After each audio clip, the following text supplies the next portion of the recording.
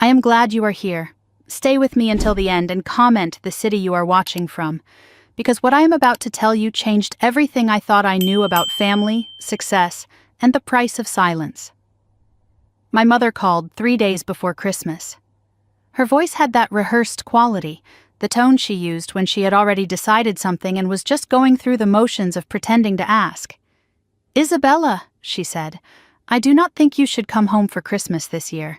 Things are tense right now. Your presence would just make everyone uncomfortable." I stood in my kitchen in Denver, Colorado, phone pressed to my ear. The calendar on my refrigerator showed December 22nd, 3 days until their perfect holiday, 3 days until I would spend Christmas alone for the 3rd year in a row. "I understand, Mom," I said. That was it. Just 2 words. Because at 35, I had learned that arguing only made things worse with her, only gave her more ammunition to use against me later. What my mother did not know, what none of them knew, was that in 72 hours they would see my face on every news channel in America, and they would finally understand what I had been building in silence while they counted me out. The conversation lasted less than 4 minutes. Margaret Wright was nothing if not efficient when delivering disappointment. She explained that Vanessa and Derek were going through a rough patch, that having extra people around would be stressful, that maybe we could do something in January after things settled down. Extra people. That is what she called me. Her firstborn daughter. Extra. I listened to her reasons without interrupting. I had heard versions of this speech before. Different holidays, different excuses, same conclusion. Isabella does not fit. Isabella makes things awkward. Isabella should stay away. "Well," she said when she finished, "I knew you would understand. You have always been the reasonable one." The reasonable one. That was her favorite way to dismiss me. As if my silence was agreement. As if my refusal to fight meant I accepted being pushed aside. "We will call you on Christmas morning," she added, almost as an afterthought. "And, Isabella, be nice if Vanessa reaches out. She is going through a lot right now." The line went dead before I could respond. No, I love you. No Merry Christmas. Just instructions to be nice to the sister who had spent a decade making sure I stayed on the outside looking in. 23 minutes later, my phone buzzed with a text from Vanessa. She had never been one to let an opportunity pass. "Mom told me she called you," the message read. "Honestly, it is probably for the best. You always make things awkward, Isabella. You sit there judging everyone while contributing nothing. Maybe use the time to figure out your life. Get a real job. Find a husband. Just a thought. Merry Christmas." She ended it with a heart emoji, as if that made any of it kind. I read the message twice, letting the words settle into the familiar places they always found. The bruises were old by now, but they still knew how to ache. Vanessa was 31 years old, married to Derek, a corporate lawyer who looked at spreadsheets the way some men looked at women. 2 children. A house in Phoenix with a pool and a 3-car garage. She was everything our mother wanted a daughter to be, and I was the cautionary tale, the sister who quit a perfectly good banking job to chase some fantasy in technology, the sister who chose ambition over a wedding ring, the sister they had stopped asking about at family dinners because my answers never satisfied them. I typed a response. "Thank you for your concern, Vanessa. I hope you have a wonderful Christmas." Then I deleted it. I typed another. "I am doing better than you will ever know." Deleted that too. In the end, I sent nothing. Silence had become my only weapon, and I was not ready to surrender it. I set my phone on the counter and looked around my apartment. It was small but clean. A second-hand couch I had reupholstered myself. A desk buried under papers and notebooks. A kitchen that smelled like coffee and ambition and loneliness. There was no Christmas tree. No decorations, no point in celebrating alone. Against my better judgment, I opened Instagram. Vanessa's profile sat at the top of my feed, a new post from that afternoon. The photo showed her living room in Phoenix, professionally decorated with a massive tree and a fireplace glowing amber. Her family gathered on matching cream-colored couches. Margaret in the center, smiling. Derek with his arm around Vanessa. The kids in coordinating outfits, everyone together, everyone except me. The caption read, "Christmas Eve prep with my whole heart. So grateful for family, love, and traditions that matter." 147 likes already. Comments flooding in from cousins and aunts I had not heard from in years. Beautiful family. Living the dream. So blessed. My whole heart. That is what she wrote. I was not in that photo. I was not in that heart. And the worst part was that I had stopped expecting to be. I closed the app and walked to my refrigerator. 11 drawings covered the surface, held up by magnets shaped like Colorado mountains. Crayon figures with wild curly hair and big smiles. Hearts in pink and purple. Rainbows arching over houses. All from Sophie, my 8-year-old niece. Vanessa's daughter. All sent secretly with no return address, mailed to my office and forwarded home. An 8-year-old girl, hiding her love for her aunt like it was something forbidden. I touched the edge of one drawing. Sophie and me holding hands under a yellow sun. The caption in wobbly letters said, "I love you, Aunt Bella. You are my favorite." She had been sending these for 2 years. Birthday cards, holiday wishes, little notes that said things like, "I miss you," and "I wish you could come visit." Vanessa did not know, or if she did, she pretended not to. Either way, Sophie had learned young that loving me was something to keep hidden.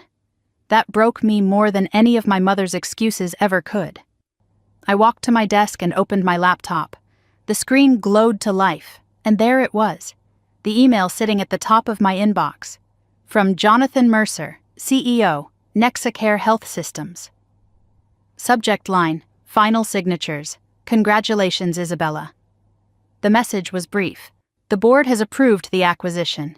$850 million for your 35% stake. We sign tomorrow morning. Welcome to the next chapter. I stared at those words for a long time. My family thought I was playing with computers. They thought I was wasting my education, throwing away my potential on some startup fantasy that would collapse any day now. They had no idea that while they were excluding me from Christmas dinners and birthday parties and Thanksgiving gatherings, I was building something that would change medicine forever. They did not know that tomorrow I would sign papers that would make me one of the wealthiest self-made women in Colorado. They did not know because they had never asked. My phone buzzed again. Another notification. This time from Forbes Media Relations. Subject line, interview request, acquisition feature story. We would like to profile you as one of Colorado's most influential women in technology. I closed the laptop, looked out at the Denver skyline, snow falling soft against the glass. They thought I was nobody. In 72 hours, the whole world would know my name, and my mother would call me, voice trembling, asking a question she should have asked years ago. Was that really you? I could not sleep that night. I lay in bed staring at the ceiling, the phone call with my mother and Vanessa's text replaying in my mind like a song I could not stop hearing. But underneath the fresh wounds, older scars were pulsing. Deeper pain that had nothing to do with this Christmas and everything to do with the decade that came before it. People ask me when my family stopped loving me. I do not think they ever stopped. I think they never started. Not the real me, anyway. They loved the idea of a daughter. A quiet, obedient girl who followed the script they had written for her. The moment I rewrote that script, I became a stranger to them. I reached for the wooden box on my nightstand. Inside was a single letter, the edges worn soft from years of handling. My father's handwriting on the page. To understand why that letter matters, you need to understand what I gave up, and what it cost me. 10 years ago, I was 25 years old with a corner office at First Mountain Bank in Phoenix, junior financial analyst, fast track to senior management, 6-figure salary on the horizon. I was everything my mother had raised me to be, responsible, stable, safe. But every day in that office felt like drowning in slow motion. I would sit in conference rooms listening to executives discuss quarterly profits, while my mind wandered to the notebook hidden in my desk drawer. pages filled with algorithms and data models and questions about healthcare patterns that no one was asking. I had been researching in secret for 2 years, studying how predictive analytics could identify chronic diseases before symptoms appeared. The science consumed me. The potential kept me awake at night. And then Dr. Ellen Graves called. She was my former professor at Stanford, the one who had first seen something in me that I did not yet see in myself. "Isabella," she said, "I have a spot in an incubator program for health technology startups. Your research is exactly what we are looking for. But you have to commit. Full time, all in. It is now or never." I sat in my office that afternoon, her words echoing in my head. Now or never. And I knew what I had to do. I walked into my manager's office and handed him my resignation letter. He looked at me like I had lost my mind. "You are making a huge mistake," he said. "You will never get this opportunity again." "I know," I told him. "That is why I have to take a different one." I did not feel brave. I felt terrified. But for the first time in my life, I felt like I was choosing my own path instead of walking someone else's. I cleared my desk and checked my phone. A text from Vanessa was already waiting. "Mom told me you quit. Are you insane?" I did not respond. I knew what was waiting for me at home. The drive to my parents' house felt longer than usual. I rehearsed what I would say, how I would explain my vision, my research, the potential to save lives. I imagined them listening, really listening, and finally understanding who I was meant to become. I never got the chance to give that speech. My mother started before I even sat down. "I heard what you did," she said. Her voice was sharp, her eyes harder. "Please tell me it is not true." "Mom, let me explain." "Explain what? That you threw away a perfectly good career for some fantasy? Do you know how hard I worked to get you that job? The connections I used? And you just quit." She was standing over me, arms crossed, fury rolling off her in waves.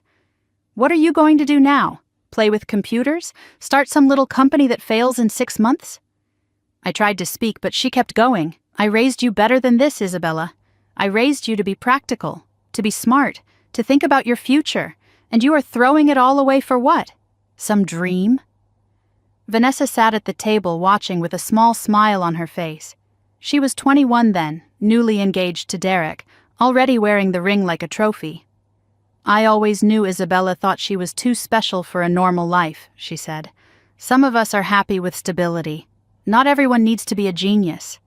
She said genius like it was an insult. Aunt Barbara was on speakerphone from across the country. "I told you, Margaret, she was always the difficult one. Cousins were texting the family group chat I was not part of. Did you hear about Isabella?" So sad. I sat there in silence while my family dissected my choices like a failed experiment. My mother listed every sacrifice she had made for me. Vanessa cataloged every way I had disappointed them. And I said nothing because there was nothing to say that they would hear. Only one person stayed quiet through all of it. My father, Henry, sat at the head of the table watching me with an expression I could not read. When dinner finally ended and everyone scattered to their corners, he caught my arm in the hallway. "Stay," he said softly. "I want to talk to you." We went out to the backyard, to the porch swing where he used to read to me when I was little.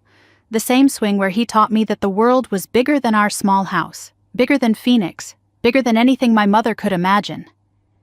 The stars were out. The night was quiet. And my father said the words I had been waiting my whole life to hear. "Tell me about this idea of yours, Bella. The real version. Not the one you were going to sanitize for your mother." So I told him everything.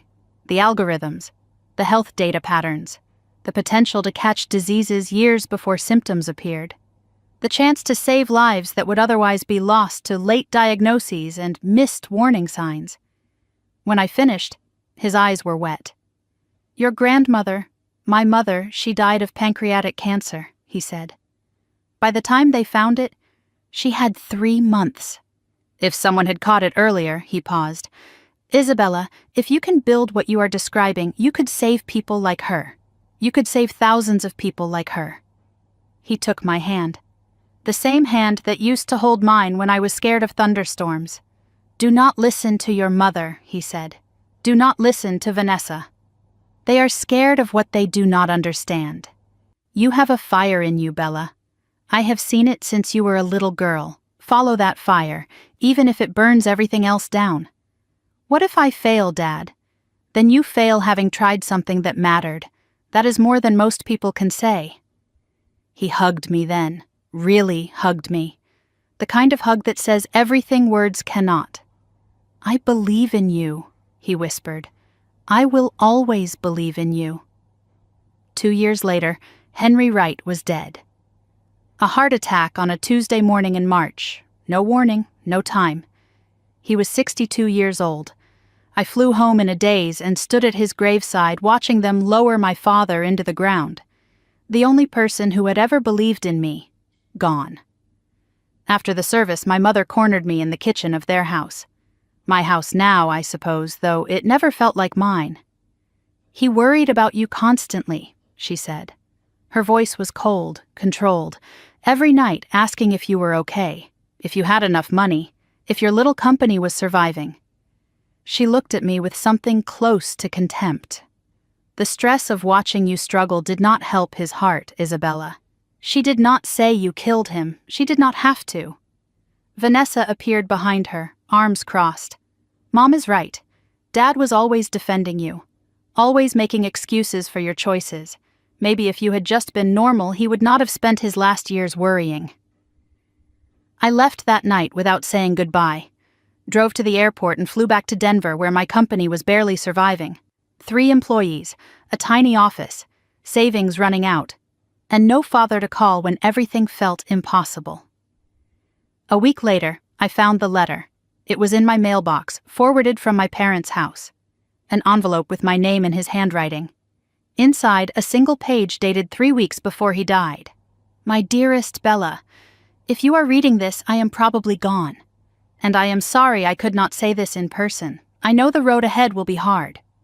I know they will not make it easy for you. But do not let them dim your light. You are going to do something extraordinary. I have always known it. When you doubt yourself, remember this. I chose to believe in you. And I was right. I am already proud. Love, Dad." I have read that letter 1,000 times, on hard days, on lonely nights, on every Christmas I spent alone. It is the reason I never gave up, and it is the reason that when my mother finally saw my face on the news, I felt something I had not expected. Not triumph, not revenge, just grief. Because the one person who should have been there to see it was already gone. I closed the wooden box containing my father's letter and set it back on my nightstand. December 23rd. Morning light filtered through my apartment window, pale and cold. 8 years since Henry died. 8 years of building in silence. Today, everything was about to change. Grief does not disappear. It just learns to share space with other things. I carried my father's belief like a second heartbeat through every obstacle, every setback, every night I almost quit.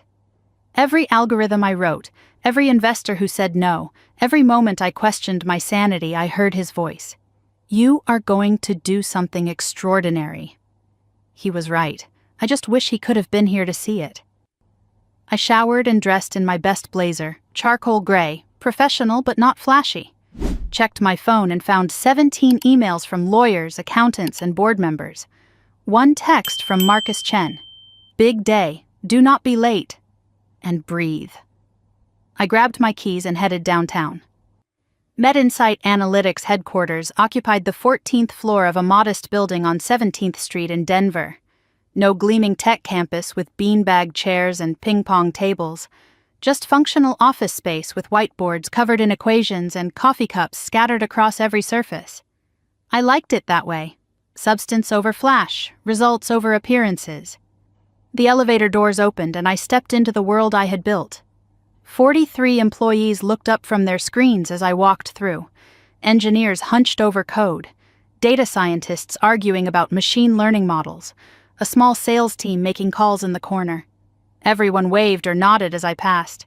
"Morning, boss. Big day, huh?" We are all rooting for you." These people had bet their careers on my vision. Some of them had been with me since the beginning, when we could not afford to pay full salaries, and I promised them equity that might never be worth anything. Now that equity was about to make them wealthy beyond anything they had imagined. I built this, I thought, as I walked through the rows of desks. Every hire, every algorithm, every client relationship, every sleepless night and impossible decision. 7 years ago, this company was a dream scribbled in a notebook. 5 years ago, it was me and Marcus in a garage, surviving on ramen and stubbornness. 3 years ago, we landed our first hospital contract. Today, we were about to be acquired for over $1 billion. I found Marcus Chen in his corner office, staring at his laptop with the calm focus of a man who had weathered storms far worse than this one. He was 52 years old, silver-haired, with the quiet confidence of someone who had nothing left to prove. Former Chief Technology Officer of Rayburn Health Systems, one of the largest medical technology companies in the country. He had walked away from all of it to bet on a 28-year-old nobody with an idea and no business plan. "There she is," he said, looking up with a smile. "The woman of the hour." I sat down across from him. "I think I am going to throw up." "Good. That means you understand what is happening. I met Marcus 7 years ago at the Stanford Medical Innovation Conference. I was 28, fresh off my father's death, presenting my research to a room full of skeptical investors who had already decided I was wasting their time. I stumbled through my slides. My voice shook. My data was solid, but my delivery was amateur. Everyone passed. Too risky. Too ambitious. Who was this nobody from Denver with her algorithms and her dreams? But one man stayed after the room emptied. He asked questions.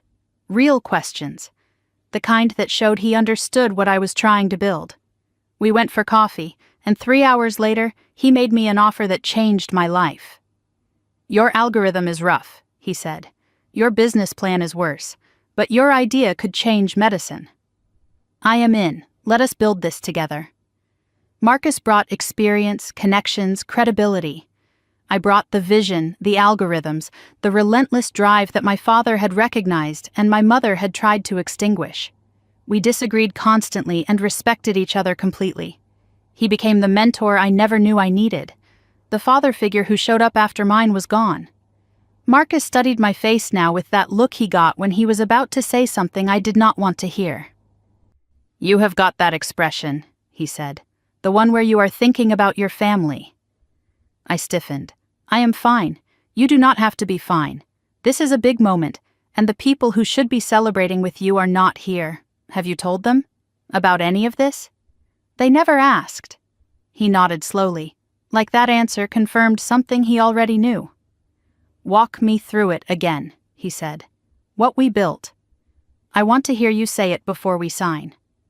I knew this trick. He was grounding me, reminding me why this mattered when the weight of the moment threatened to crush me. MedInsight Analytics developed predictive algorithms for early disease detection. We analyze patterns in patient data that human doctors cannot see. Subtle markers in blood work, imaging, genetic profiles. Connections that would take a physician years to recognize, our system identifies in seconds. Our algorithm catches pancreatic cancer 18 months earlier than traditional screening, catches heart disease before the first symptom, catches diabetes in patients who do not fit typical risk profiles. We are currently deployed in 37 hospitals across 12 states.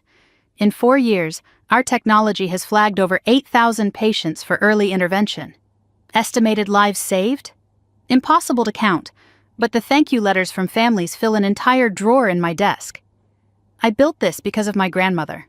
She died of pancreatic cancer before I was born, and because of my father. A heart attack took him at 62. No warning, no time.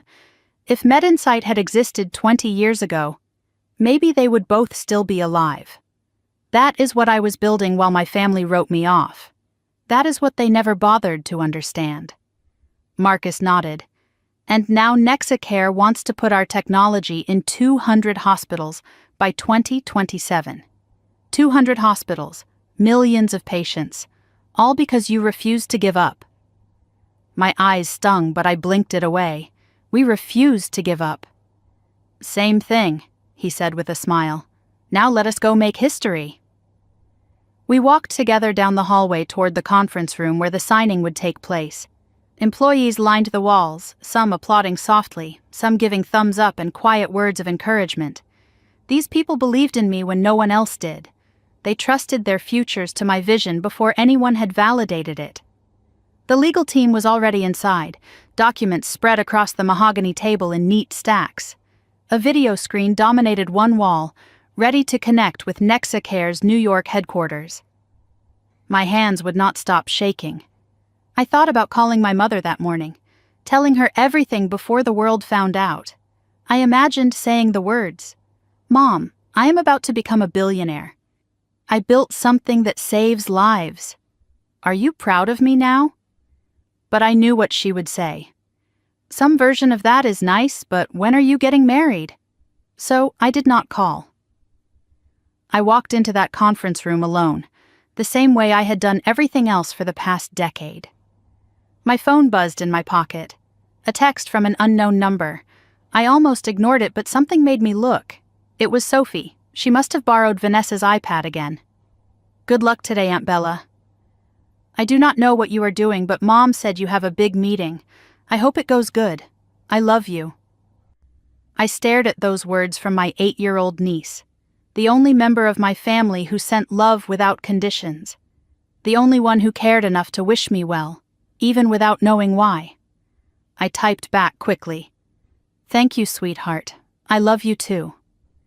Then I slipped the phone into my pocket, took a breath, and turned to face the screen. The video link connected, and there he was. Jonathan Mercer, 60 years old, silver hair, the kind of executive who built empires through discipline and vision. He smiled at me through the screen with the respect of one builder recognizing another. "Ms. Wright," he said, "it has been a long 8 months of negotiation. I have to say, you are one of the toughest dealmakers I have ever faced. I learned from the best."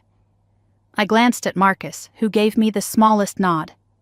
"Then let us make this official," Mercer said. $850 million for your 35% stake. Upon signing, you will become one of the wealthiest self-made women in Colorado.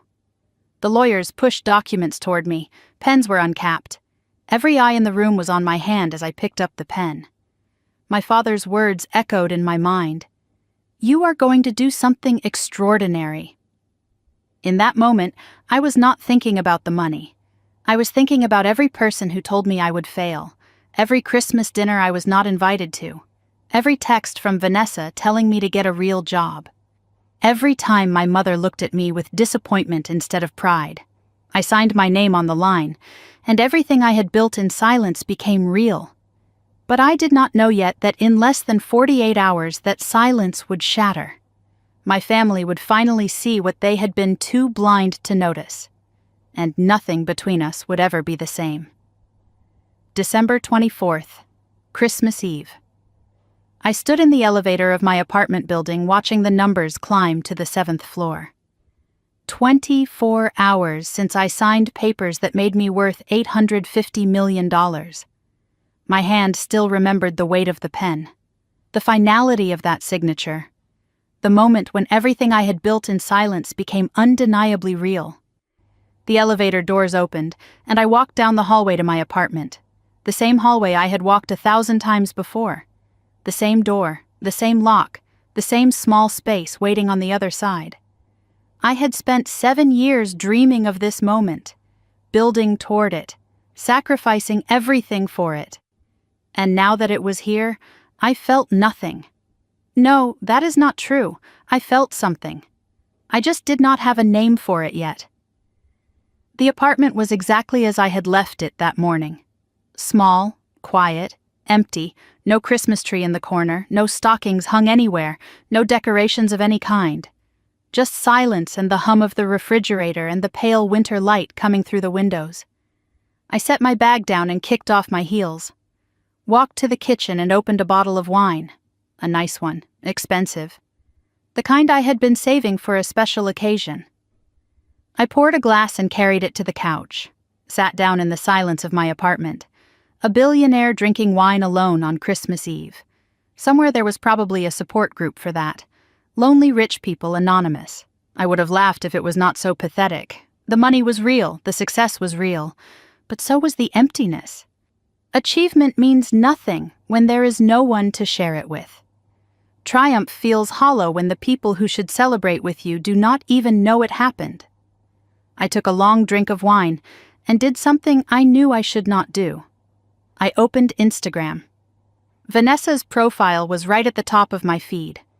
A new post from 2 hours ago. The photo showed her living room in Phoenix, professionally decorated for the holiday. A massive Christmas tree covered in white lights and silver ornaments, a fireplace glowing warm amber. Her family gathered on matching cream-colored couches in coordinating outfits. Margaret sat in the center, smiling that perfect smile she reserved for photographs. Derek had his arm around Vanessa, looking every inch the successful husband. Their children flanked them on either side. Everyone beautiful, everyone happy, everyone together. The caption read, "Christmas Eve with my whole heart. So grateful for family, love, and traditions that matter. Hashtag blessed beyond measure. Hashtag family is everything. Hashtag Merry Christmas, 123 likes already. Comments flooding in from relatives and friends. Beautiful family, living the dream, so perfect. You are so blessed, Vanessa." I stared at those words. My whole heart. That is what she wrote. I was not in that photo. I was not in that heart. And the worst part was that I had stopped expecting to be. I scrolled through the comments, torturing myself with each one. Then I saw something that made me freeze, a comment from Sophie posted 3 minutes ago. "I wish Aunt Bella was here. I miss her." My breath caught in my throat. 8 years old, and she had the courage to say what no adult in that family would admit. I refreshed the page. The comment was gone, deleted. Someone had erased it in less than 3 minutes. Probably Vanessa. Could not have anything disrupting the perfect image, could not have anyone asking questions about the daughter who was missing from the frame. I closed the app and threw my phone onto the couch beside me. My hands were shaking, not from anger, from something deeper, something that felt like grief. Sophie had been reaching out to me in secret for years. Birthday cards mailed to my office with no return address. Drawings sent through the mail labeled for Aunt Bella in crayon. Video messages on her iPad when her parents were not watching. An 8-year-old girl hiding her love for her aunt like it was contraband. Like caring about me was something to be ashamed of. I walked to my bedroom and opened the nightstand drawer. Inside was a folder thick with everything Sophie had sent me. Drawings and cards accumulated over 2 years of secret correspondence. I spread them across my bed. A stick figure Isabella with wild curly hair and a big smile. "You are my favorite aunt," the caption read, spelled the way only a child can spell. A rainbow over a house with 2 figures holding hands. "I love you, Aunt Bella, come home soon." A Christmas tree with a lonely figure standing beside it. "This is you. You look sad. I want to make you happy." Each drawing was a window into what my niece saw, what she understood that the adults in her life refused to acknowledge. Sophie saw me, really saw me. While her mother and grandmother decided I was worthless, this little girl kept sending love through the mail. She was the only right who had not given up on me. And I had not seen her in person in almost 2 years. Vanessa made sure of that. At the bottom of the drawer was a postcard that had arrived just last week. Sophie's handwriting was getting neater, more controlled. She was growing up. "Merry Christmas, Aunt Bella. I drew you a star because you shine even when people do not see. Love, Sophie." Then a postscript at the bottom. "Please do not be sad." I pressed the postcard to my chest and let the tears come. A billionaire brought to her knees by a child's crayon star. My phone buzzed on the couch. I wiped my eyes and went to check it. "Marcus Chen," I answered immediately. "Shouldn't you be celebrating?" he asked. I could hear the smile in his voice. "I'm drinking wine alone and looking at Instagram photos of my family's Christmas party. The one I was not invited to. There was a pause. Isabella. I know. I should not look, but I cannot help it. Background noise came through his end. Laughter, children playing, the chaos of a happy family gathering. He was in Hawaii with his wife and kids and grandchildren, living the life I had never managed to build for myself. Listen to me, he said. What you did today. What you built. Your father would be so proud. Silence. I could not speak. Did you hear me? Henry would be proud. He's the only one who would be. My voice cracked despite my efforts to control it. My mother thinks I wasted my life. My sister thinks I'm a joke. And tomorrow when the news breaks, they'll finally know the truth. They'll see what they refused to see. Is that what you want? For them to finally understand? I considered the question. I don't know what I want anymore. Marcus was quiet for a moment. Then he said something that stayed with me. The point isn't to prove them wrong, Isabella. The point is that you built something real, something that helps people, that matters whether they see it or not. I know, logically I know that. But I'm 35 years old. I'm worth $800 million. And I still just want my mother to say she's proud of me. The silence stretched between us. Give it time, he finally said. This is a lot for anyone to process, even difficult families. And if they never process it? Then you find peace another way. You've done it before. Get some sleep. Call me tomorrow. And Isabella? Merry Christmas. I'm proud of you, even if they're not. The call ended. I sat holding my phone in the dark apartment, his words echoing in the emptiness. I retrieved the wooden box from my nightstand, opened it with careful hands. My father's letter lay inside, the paper worn soft at the edges from years of reading. I unfolded it and let his words wash over me one more time. My dearest Bella, I know I will not see your success, but I know it is coming. Do not let them dim your light. You are going to do something extraordinary. When you doubt yourself, remember this. I chose to believe in you, and I was right. I am already proud. Love, Dad. I traced his handwriting with my finger. I did it, Dad, I whispered. I wish you were here. I wish you could see what your belief built. Tears fell onto the paper. I wiped them away carefully, protecting his words from my grief. The television was on in the background, volume low, just noise to fill the silence. But then something caught my attention. A news anchor appeared on screen with a graphic behind her. Coming up after the break, she said with practiced enthusiasm. A Colorado startup makes history with a $1 billion acquisition. Who is the mysterious co-founder about to become one of America's newest billionaires? My photo flashed on screen. The professional headshot from the company website. My face, my name, broadcast to millions of homes across the country. Full story tomorrow morning on our Christmas Day special report. The anchor smiled. You will not want to miss this one. My phone started buzzing immediately. Emails from journalists, requests for comment, interview invitations, networks wanting exclusives, but nothing from my family. Not a single message from Phoenix. They did not know yet. They would find out tomorrow, with the rest of the world. I turned off the television, sat in the darkness. The wine was finished.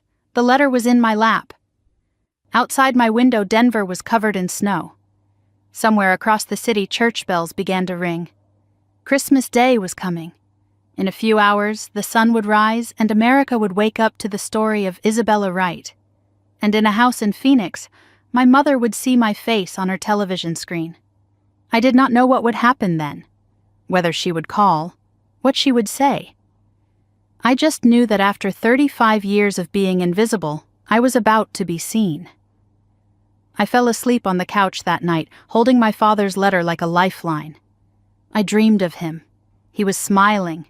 And when I woke up, the world had already changed. I woke up on Christmas morning to the sound of my phone buzzing against the coffee table. Not just buzzing, vibrating continuously, relentlessly, like something alive and desperate for attention. I opened my eyes and blinked at the ceiling, disoriented. My neck was stiff from sleeping on the couch. My father's letter was still clutched in my hand. Pale morning light filled the apartment, and my phone would not stop moving. I reached for it with clumsy fingers, still half asleep, and the screen lit up with numbers that did not make sense. 47 missed calls, 231 text messages, over 1,000 email notifications. For a moment I thought something terrible had happened.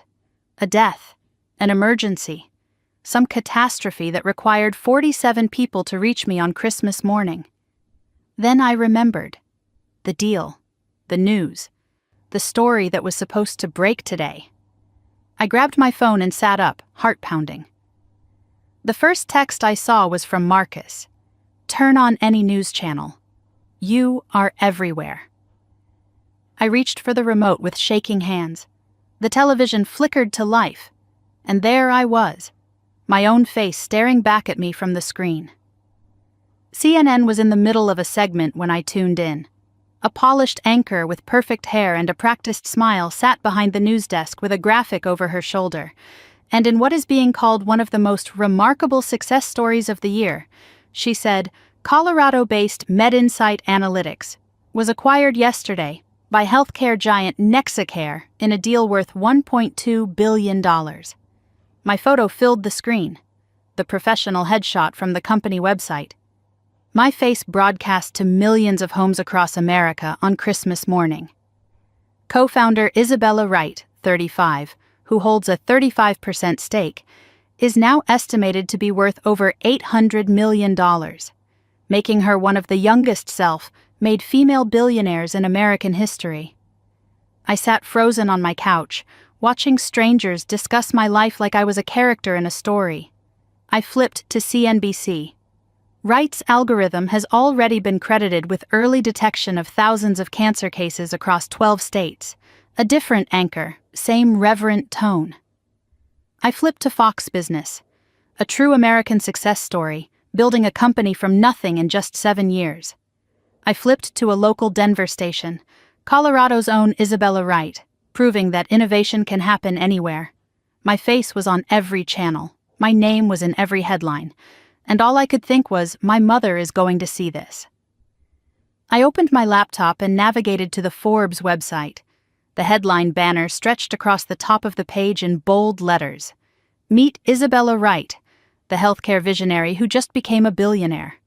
Below it was a photo I had almost forgotten, taken at a conference 3 years ago. I was mid-laugh, looking confident and alive, like someone who had everything figured out. I barely recognized myself. That woman looked like she knew exactly where she was going. The article traced my journey in meticulous detail. Stanford, the banking job I left, the garage startup with Marcus. Quotes from colleagues appeared throughout the piece. Isabella is the most determined person I have ever met, one said. Another from Dr. Ellen Graves. I knew from the moment I met her that she would change medicine. I am just grateful I got to watch it happen. There was a section on MedInsight's impact. 8,000 early disease detections. Countless lives extended or saved. Hospital administrators praising our technology. Patients writing letters of gratitude. It was everything I had worked for, validated in black and white for the world to see. Then I reached a paragraph near the end that made me stop breathing. When asked about her support system, Wright was characteristically private. I have had incredible mentors and colleagues, she said in a recent interview. They believed in me when it mattered most. No mention of family. Because there was nothing to mention. The reporter had asked about my support system, and I could not name a single blood relative. Not because I was protecting them, because they had not been there to protect. I scrolled to the comments section. Hundreds already. My daughter is in med school and struggles with imposter syndrome every day, one read. I am sending her this article. Thank you, Ms. Wright, for showing her what is possible. Another said, this is what happens when you bet on yourself. Incredible. Strangers celebrating me. Strangers inspired by me. People I had never met finding courage in my story. And still my phone showed no calls from Phoenix. My mother had not reached out. My sister had not reached out. The family that excluded me from Christmas was silent while the rest of the world cheered. I closed the laptop and let that reality sink in. I had dreamed of this moment for years. The vindication, the proof that I was not crazy for walking away from everything safe. But triumph felt hollow when the people who should have witnessed it refused to look. My phone rang with a familiar name, Marcus Chen. I answered immediately, grateful for a voice I trusted. "Merry Christmas, billionaire," he said. "How are you holding up?" "I do not know. I think I am in shock. That is normal." When our first funding round closed, I did not sleep for 3 days. This is bigger than funding Marcus. This is everywhere. "I know. My grandkids just saw you on television. They think you are famous now." I laughed despite myself. The first real laugh in days. "I guess I am, technically." His tone shifted then, becoming gentler, more serious. "Have they called? Your family?" Silence stretched between us. "No, nothing. Not a single message." I heard him exhale through the phone. "It is still early. Maybe they have not seen it yet. It is on every channel, Marcus."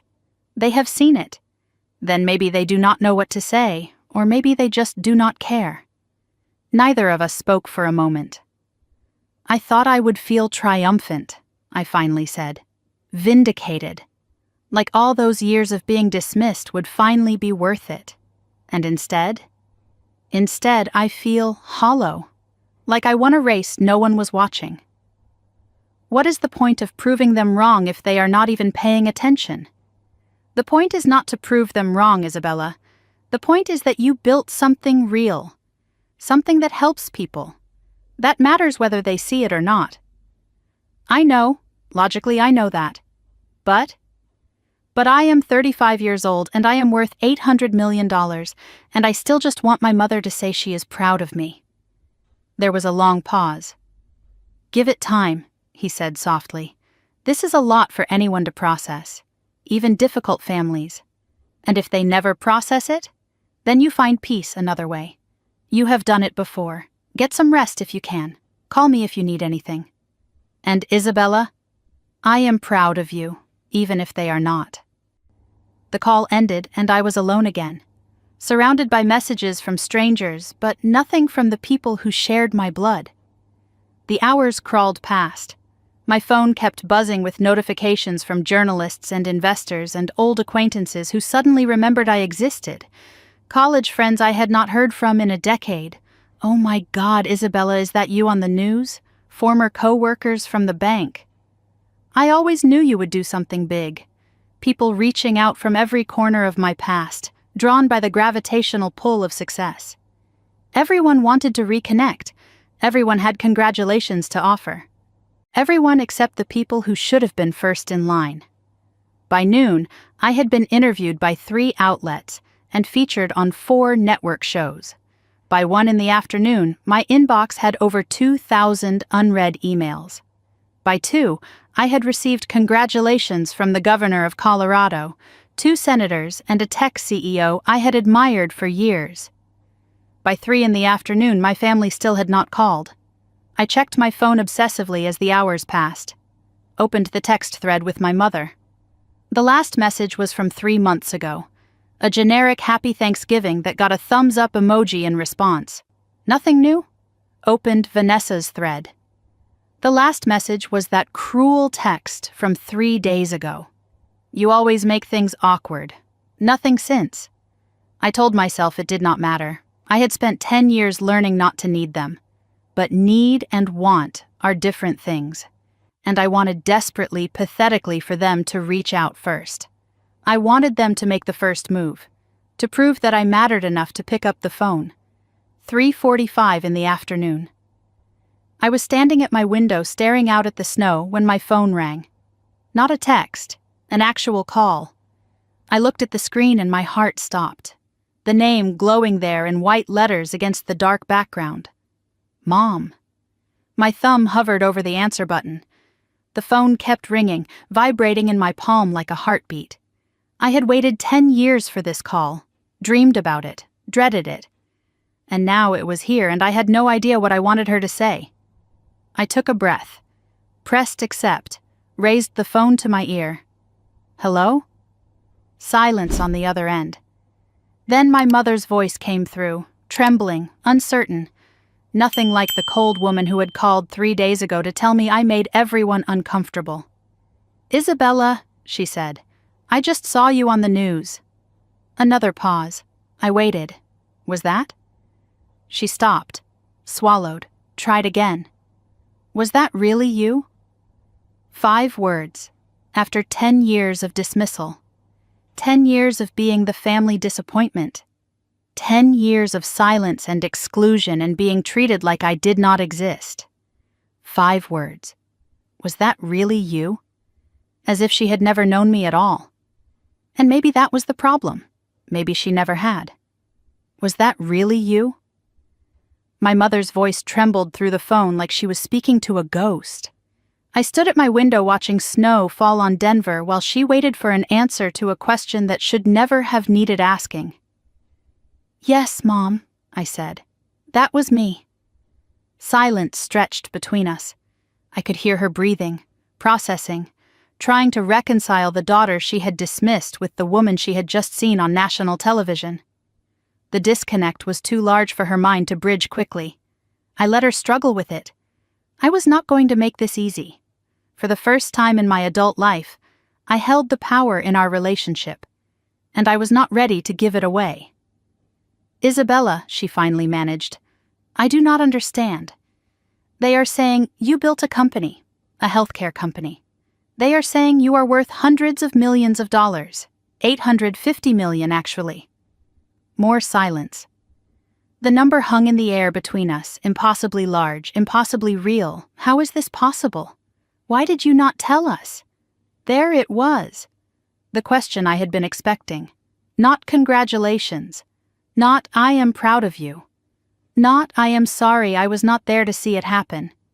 Instead, the accusation hidden inside a question. Why did you not tell us? As if the failure was mine. As if I owed them information they had never bothered to seek. You never asked, Mom.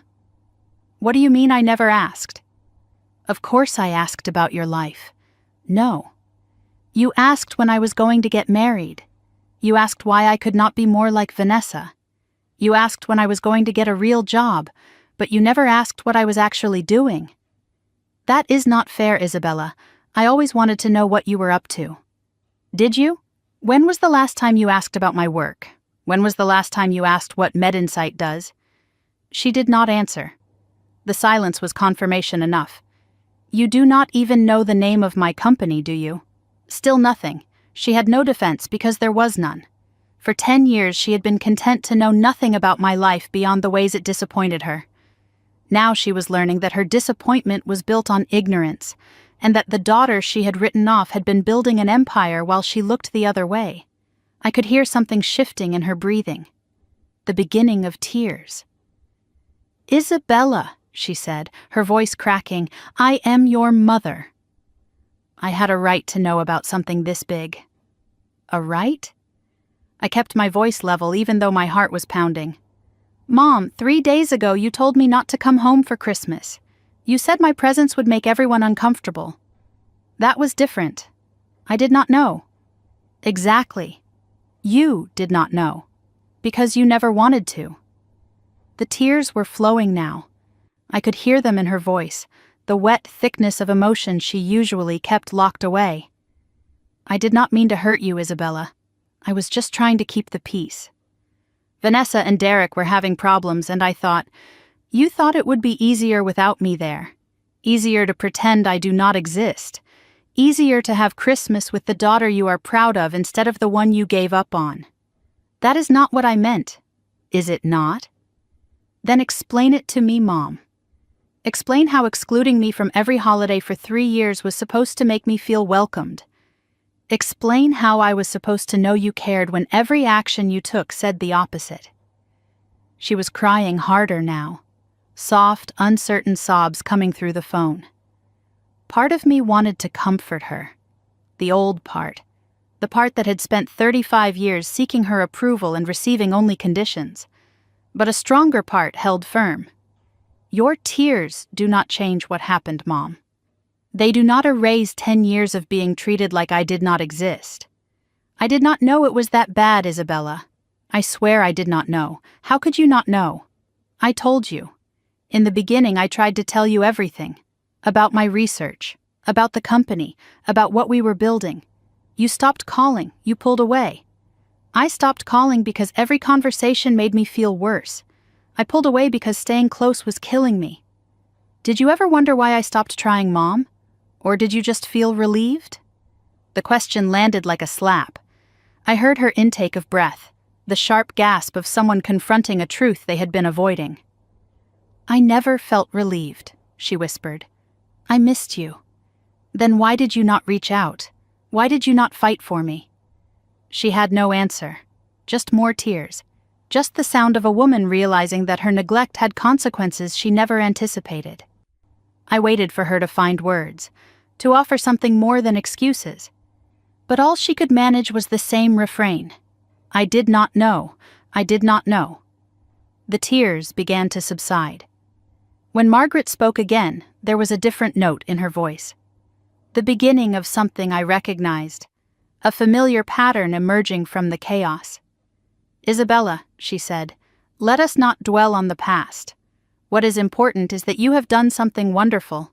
We should celebrate. We? Yes. As a family, you should come to Phoenix. We could have a belated Christmas dinner. Everyone would love to see you. I felt something cold settle in my chest. This was what she did, what she had always done.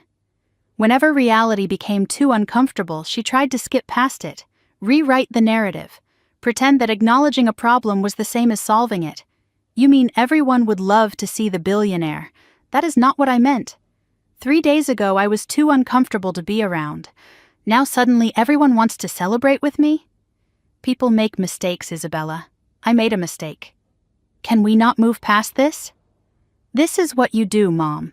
You rewrite history to make yourself the victim or the hero, never the one who caused harm. I am not trying to rewrite anything. You literally just said, let us not dwell on the past. As if 10 years of neglect is something we can gloss over with a dinner invitation. I am trying to make things right. No, you are trying to make things convenient. There is a difference. A voice in the background interrupted us. Muffled but recognizable. Vanessa. Mom, what is she saying? Let me talk to her. Margaret spoke away from the phone. Not now, Vanessa. Give me the phone, Mom. I want to talk to my sister. My stomach tightened. Sister. As if that word still meant something, as if we had any relationship left to salvage. Margaret came back on the line. Vanessa wants to speak with you. I am sure she does. The phone shuffled, static and movement. Then my sister's voice came through, bright and eager and completely oblivious to the damage she had done. Isabella, oh my God, I cannot believe this. Why did you not tell us? The same question. The same entitled assumption that my silence was the problem, not their indifference, not the years of mockery and dismissal. My failure to inform them of a success they never believed I would achieve. Hello, Vanessa. This is insane. My sister is a billionaire. Derek is losing his mind. He keeps saying we need to talk about investment opportunities. Is that why you are calling? Investment opportunities? What? No, I am calling because I am your sister, and I just found out you are like famous. You are not calling because 3 days ago you texted me that I always make things awkward and should find a real job? Silence. Finally. I did not mean that the way it sounded. How did you mean it, Vanessa? Because it sounded like you wanted me to disappear. Isabella, come on. We are sisters. Sisters fight. It does not mean anything. It meant something to me. You are being dramatic. This is exactly what I am talking about. Goodbye, Vanessa. Wait, Isabella, do not. I heard Margaret grab the phone back. Isabella, please, do not hang up. Just come to Phoenix. Let us talk in person. Why should I? Because I am your mother. Because despite everything I love you. And because. Her voice broke again. Because your father would have wanted us to try. I went still. My father. the one card she knew would land. The mention of Henry was calculated. She knew what he meant to me, knew that his memory was the only leverage she had left. Do not use Dad to manipulate me. I am not manipulating, I am asking. Please, Isabella, come home. Just to talk. Every instinct told me to refuse, to protect myself, to stay in Denver where I had built a life without them. But another voice whispered something different. My father's voice. You are stronger than your anger, Bella. Do not let it make your choices for you. I will think about it. That is all I ask. But Mom, if I come, it is not to pretend everything is fine. It is not to take photos for Instagram or make anyone feel better about themselves. I understand. Do you? Because if I come, I am going to say things you do not want to hear. And this time you are going to listen. Silence. I will call you tomorrow with my answer. I hung up before she could respond. Stood at my window, phone clutched in my hand, snow falling soft outside. My mother wanted me to come home. My sister wanted to talk about investments. My dead father was being used as a bargaining chip. And I had to decide. Was I strong enough to face them? Or smart enough to walk away? I had 24 hours to figure it out. The phone call with my mother echoed in my mind long after I hung up. I sat in my apartment as darkness fell on Christmas Day, the weight of the decision pressing down on me. Go to Phoenix and face them, or stay in Denver and protect what little peace I had built.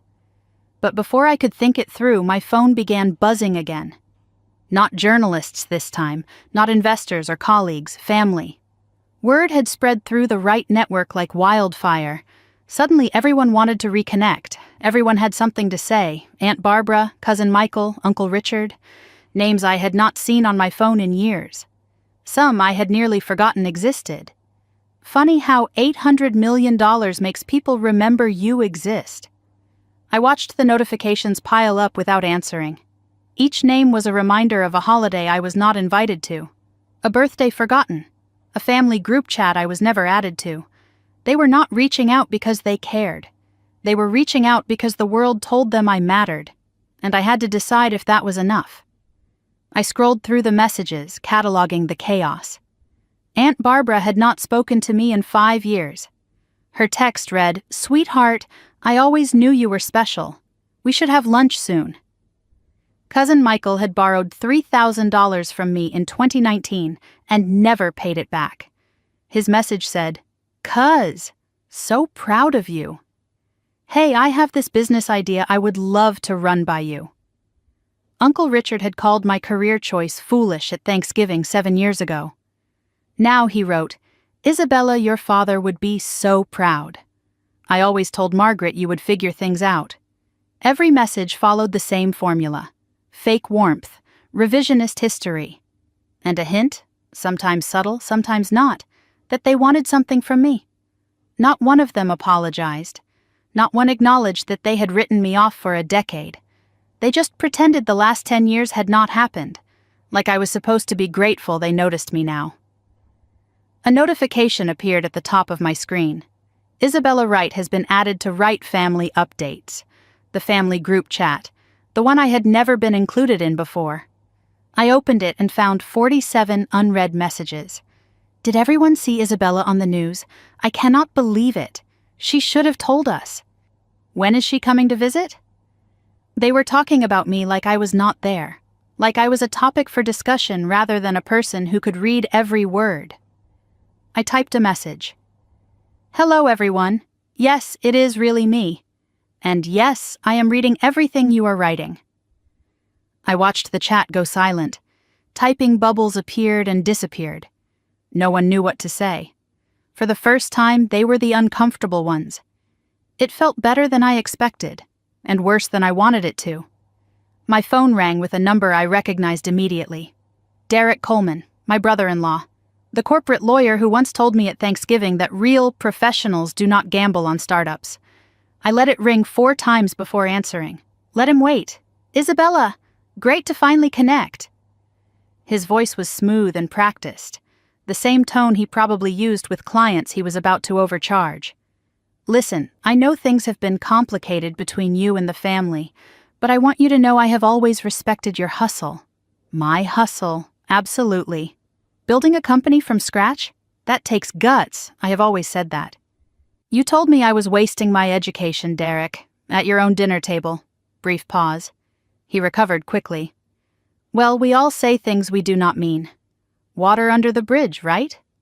Anyway, I wanted to talk to you about some opportunities. My firm handles a lot of high net worth clients, and with your new situation, you are going to need serious wealth management. I have financial advisors, Derek. Sure. But family looks out for family, right? I could get you preferential rates. Introduce you to some key players. Is that why you are calling? To offer me your services? Another pause. Longer this time. I could hear him recalculating. I am calling because you are family, Isabella. I was not family last week. His voice hardened slightly, the mask slipping. Look, I am trying to extend an olive branch here. Vanessa is upset. Your mother is a mess. And frankly, this whole situation has thrown everyone for a loop. Interesting way to describe finding out you were wrong about someone for a decade. Isabella. I have to go, Derek. But thank you for the call. It told me everything I needed to know. I hung up before he could respond. Among all the noise, one name stood out when it appeared on my screen. Dr. Ellen Graves, my Stanford professor. The woman who had seen potential in me when I was 25 and terrified and had no business plan. She had started me on this path, had believed in me before I believed in myself. I answered immediately. Dr. Graves, Isabella, I saw the news. I wanted to call before the vultures descended. Her voice was warm but direct. No flattery, no agenda. Just genuine concern from someone who had known me before any of this mattered. How are you holding up? And I mean really. Not the answer you are giving journalists. I exhaled. The first honest question anyone had asked all day. I do not know. I thought this would feel different, better. Success rarely feels the way we imagine it will, especially when the people who should celebrate with us are the ones who doubted us most. I remember when you came to my office 12 years ago, you had this fire in your eyes, desperate to prove something. I asked you who you were trying to prove it to. I remember, I said everyone. And what did I tell you? You said everyone is too many people. Pick one person whose opinion actually matters. Did you ever pick? My father. But he is gone. Then pick yourself, Isabella. You are the only one who was there for the whole journey. She paused. Are you going to see your family? I do not know. My mother asked me to come to Phoenix. What do you want? I want closure. I want to say the things I have been holding for 10 years. I want them to hear me, really hear me, just once, then go. But go for yourself, not for them. And remember, you do not need their approval anymore. You never did. I know. But I think I need to say goodbye to the part of me that wanted it. After Ellen's call, I sat in silence weighing my options. Every argument for staying. Every reason to go. Then my phone lit up with a different notification. Not a call, not a text from the family chat. An email. From Sophie_Coleman_2016@gmail.com. Subject line. Please read, Aunt Bella. My heart tightened. I opened it with trembling fingers. Dear Aunt Bella, I saw you on TV today. You looked so pretty and important. Mom and Dad are acting weird. They keep talking about you and money and stuff I do not understand. I do not care about any of that. I just wanted to tell you I am proud of you. I always knew you were special even when nobody else said it. I still have all your letters. I read them when I am sad. They make me feel better. Are you going to come visit? I really want to see you. I made you 12 new drawings. I have been saving them. I love you, Aunt Bella. I love you even if you are not a billionaire. I loved you before. Love, Sophie. Then a postscript at the bottom. Please do not be mad at Mom and Dad. They do not understand things like we do. I read the email 3 times. Tears streamed down my face. The first real tears I had allowed myself all day. An 8-year-old understood what the adults in my family could not. She loved me before. When I had nothing. When I was nobody to them. Sophie saw me when everyone else looked away. And she was the reason I had to go back. Not for my mother, not for Vanessa. For the little girl who never stopped believing in me even when belief was something she had to hide. I wrote back immediately. Dear Sophie, I love you too, more than you know. And yes, I am coming to visit. I will be there tomorrow. Save those drawings for me. Love, Aunt Bella. I hit send. The decision was made. I opened my laptop and searched for flights. Denver to Phoenix, one way. December 26th. There was one leaving at 9 in the morning. First class. Why not? I could afford it now. My finger hovered over the purchase button. I was not going back to Phoenix to reconcile. I was not going to make peace or pretend everything was fine. I was going to say the things I should have said years ago, to stand in front of the people who dismissed me and let them see who I had become. Not for revenge, not for validation, for closure, and for one 8-year-old girl who never stopped believing in me. I clicked purchase. The confirmation email arrived seconds later. Your flight to Phoenix is booked.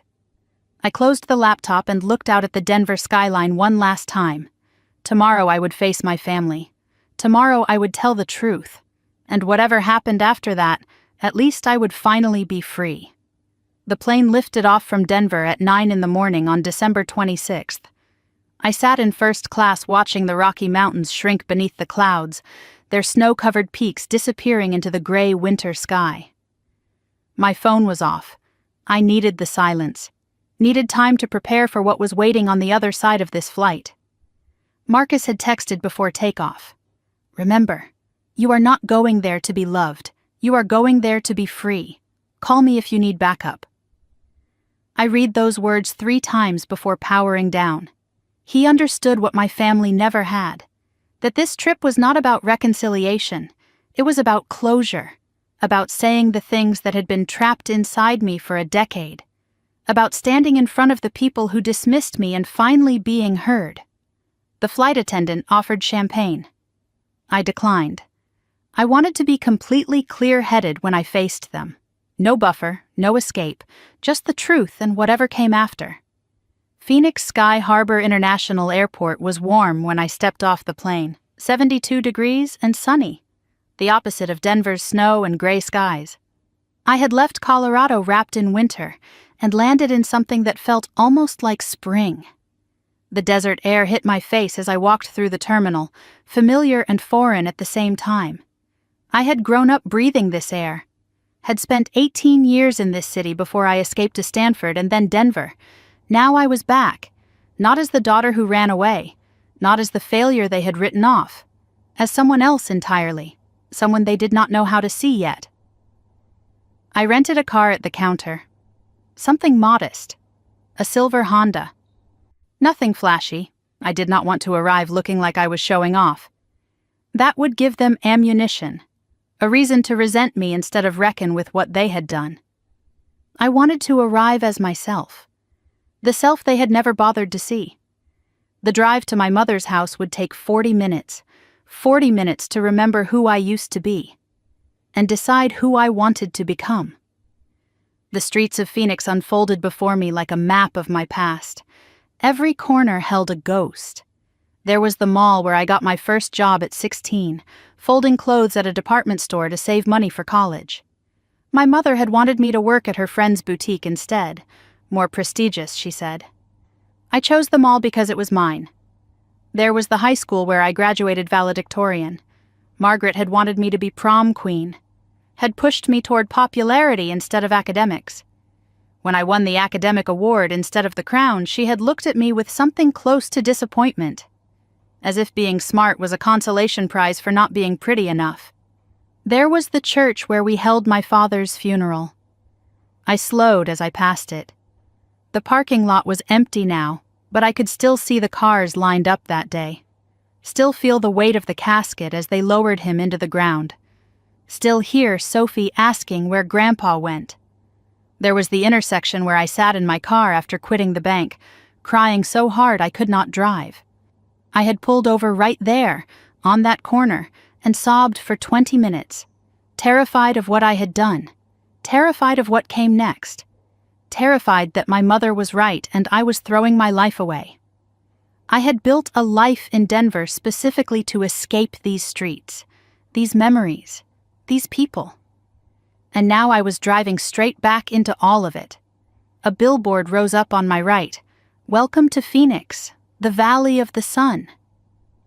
They called it the Valley of the Sun. For me, it had always been the Valley of Shadows. My phone buzzed. I glanced at it at a red light. A text from Vanessa. "Mom is freaking out. She has been cleaning since 6 this morning. Just warning you." I did not respond. My mother cleaned when she was anxious. When she could not control a situation, she controlled the dust. I wondered what she thought she could scrub away before I arrived. The years of neglect, the cruelty, the silence. Some stains do not come out no matter how hard you try. The house looked exactly as I remembered. Single-story ranch, terracotta roof, perfectly manicured lawn even in December. The same wind chimes hung on the porch that my father had put up 20 years ago. The same rose bushes my mother obsessed over every spring. Everything preserved like a museum exhibit of the family we used to be. I parked in the driveway and sat for a moment, hands on the steering wheel. This was it. No turning back. I took a breath and stepped out of the car. The front door flew open immediately. They had been watching, waiting. My mother appeared first, wearing her nice clothes, pressed slacks, pearl earrings, fresh lipstick, the armor she put on when she needed to perform.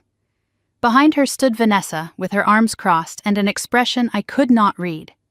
Derek hovered near the back, phone in hand, already sizing up the situation. And pushing past all of them, running down the porch steps, was Sophie. She hit me like a small hurricane, arms wrapped around my waist, face buried in my coat. "Aunt Bella, you came, you really came. I knew you would, I knew it." I knelt down and pulled her into a real hug, the first genuine embrace I had felt in days.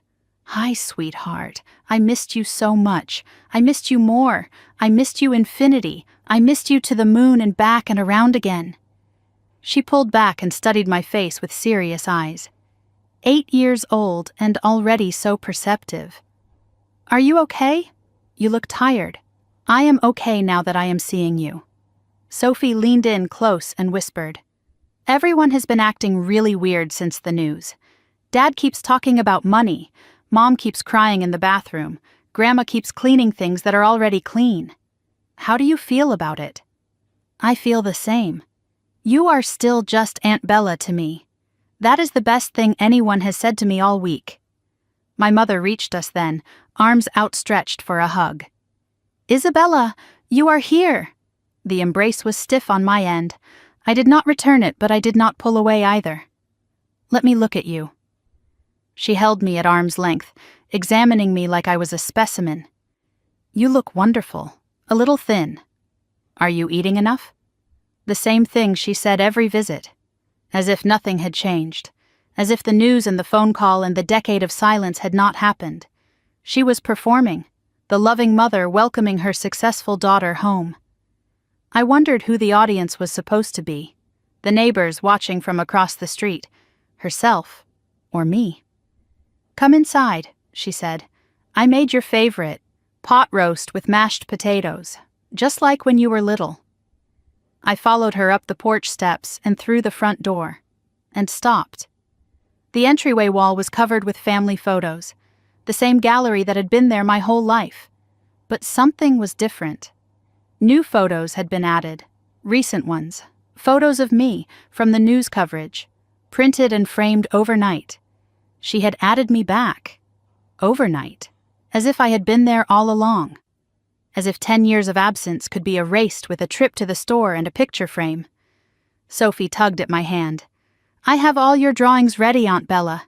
12 of them, and I made you a special one this morning. It is me and you as superheroes. You have a cape. I cannot wait to see it." She beamed up at me. Then her face clouded with something more serious. "Aunt Bella?" "Yes, sweetheart? Are you and Mommy going to fight? She has been really scared. She thinks you hate her." I paused, an 8-year-old asking me to show mercy to the mother who had helped exclude me. "I do not hate anyone, Sophie. I just have some things I need to say. Okay, just do not be too mean. She is still my mommy. The weight of that request settled on my shoulders.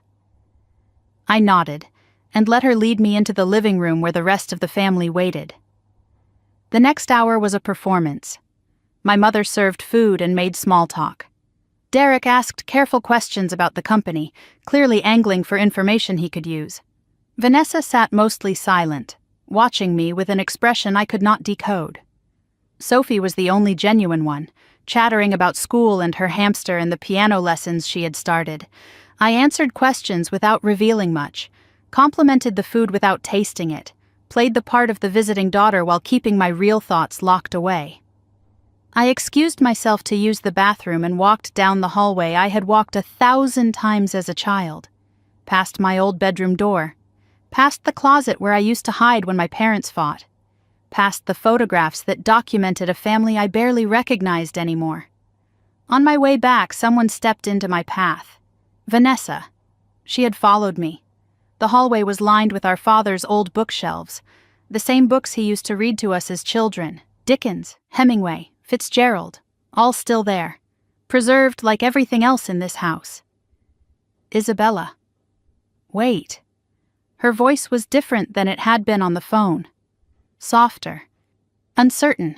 I need to talk to you. Alone. Before we all sit down and Mom starts her whole thing. What thing? The thing where she pretends everything is fine and we all go along with it because it is easier. I studied my sister, looking for the trap, the manipulation. But Vanessa just looked tired, worn down. Her eyes were red-rimmed and puffy. She had been crying. I know you hate me, she said. I know I deserve it. I do not hate you, Vanessa. You should. I have been horrible to you.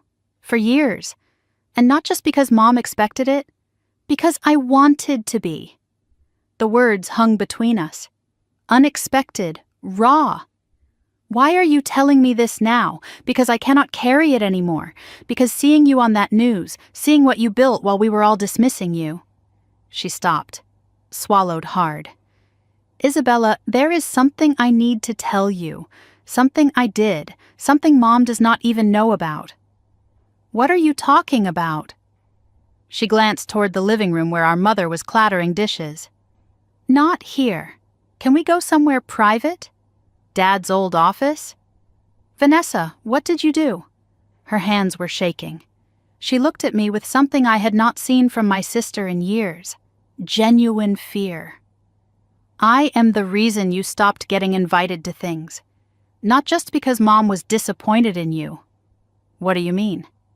I mean, I actively made it happen. I told Mom things. Things that were not true. Things that made her think you did not want to come.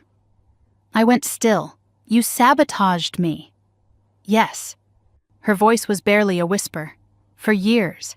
And I need to tell you why.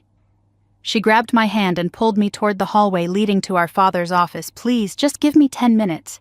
After that, you can hate me forever if you want. I think I deserve to know what I am walking into. You do. That is why I am telling you now. Before Mom has a chance to spin this her way. I followed my sister down the hall, past the photos, past the memories, toward our father's office, the room where Henry used to work, where he wrote the letter I still carried with me. I did not know what Vanessa was about to confess, but I knew it was big enough to break her, and I was about to find out if it was big enough to break me too. The door to my father's office swung open, and I stepped inside for the first time in 8 years. The room had not changed. My mother had preserved it like a shrine to the man she lost. Oak desk in the center, worn smooth by decades of use. Leather chair behind it, still indented with the shape of his body. Bookshelves lining every wall, filled with accounting manuals and philosophy texts, and the novels he used to read aloud to us when we were children. The faint smell of pipe tobacco still lingered somehow. Impossible after all these years, but present nonetheless. Like he had just stepped out and would return any moment. This was the only room in this house where I had ever felt safe.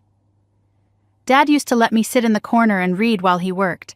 He would look up every few minutes and smile at me, like my presence was a gift, like I was someone worth noticing. After he died, I could not bear to come in here. Too many ghosts, too much grief. And now I was standing in his space again, about to hear my sister confess to something that might add more ghosts to this room. Vanessa closed the door behind us and leaned against it.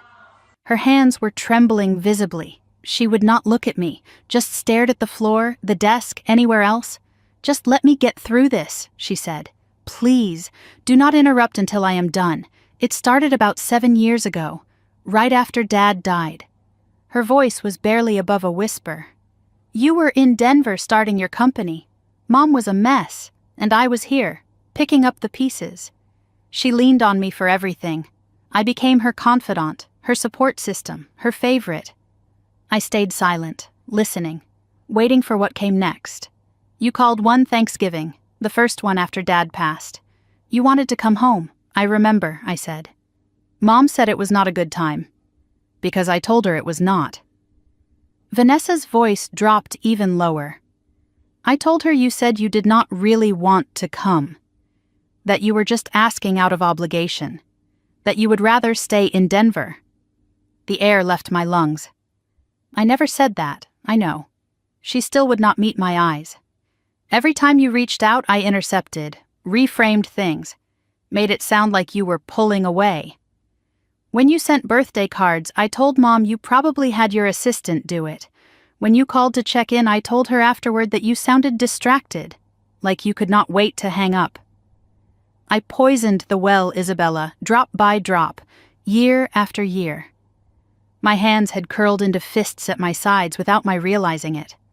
"Why? Why would you do that?" "Because I was terrified of you." "Terrified? Of me?" "You left, Isabella. You escaped.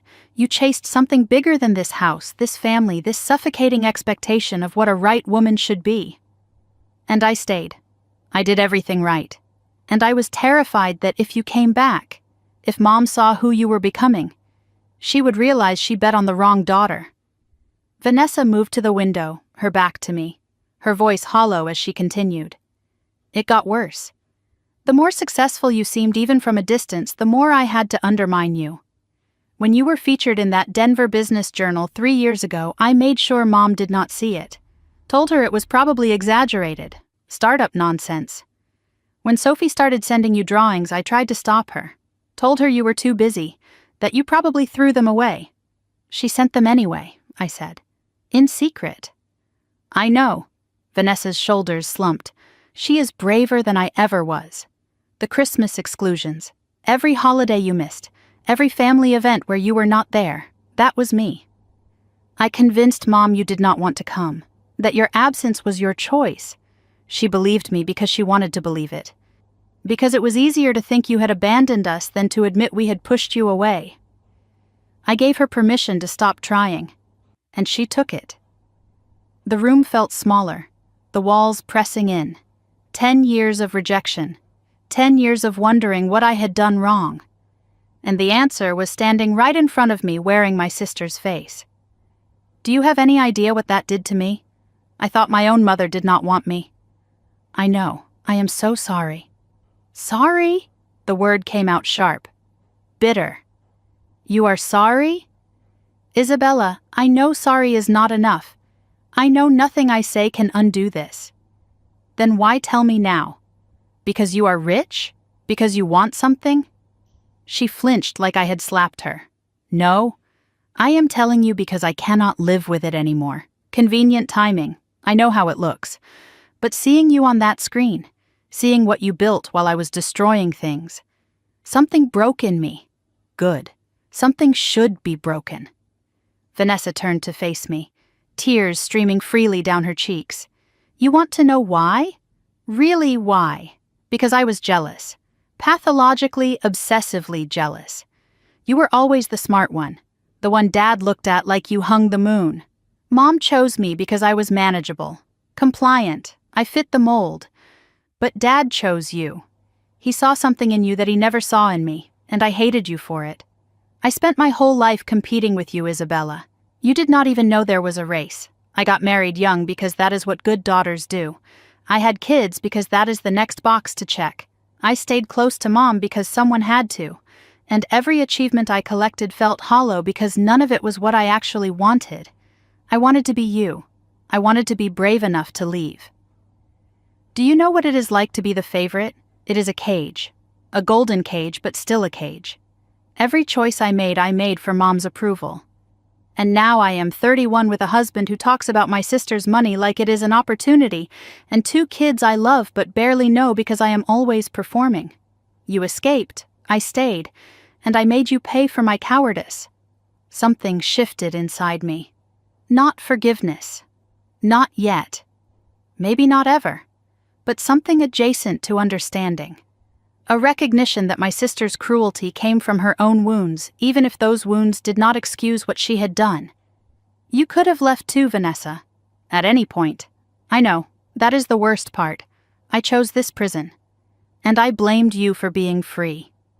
She wiped her face and moved toward the bookshelf. There is something else. Something I found last year. I have been too afraid to do anything with it. What? She reached behind a row of books and pulled out an envelope. Yellowed with age. Our father's handwriting on the front. For Vanessa. When you are ready.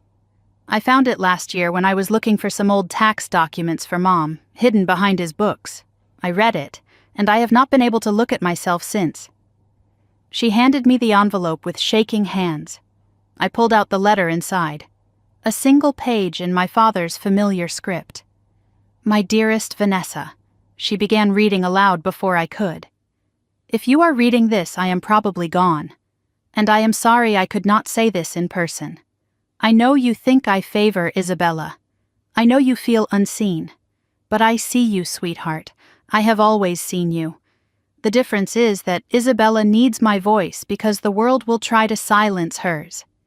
You have your mother's support, for better or worse, and I wanted to balance the scales. But I need you to hear this. Do not compete with your sister. Protect her. She is going to face battles you cannot imagine, and she will need family who believes in her. Be her ally, not her rival. The world has enough people tearing women down. Do not let this family be one of them. I love you both. Differently, but equally. Choose love over fear. Choose your sister. All my heart.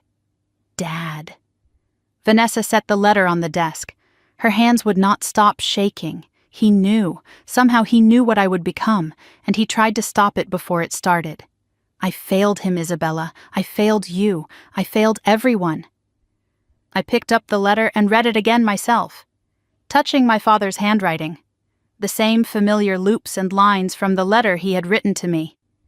He wrote to me too, I said quietly, before he died.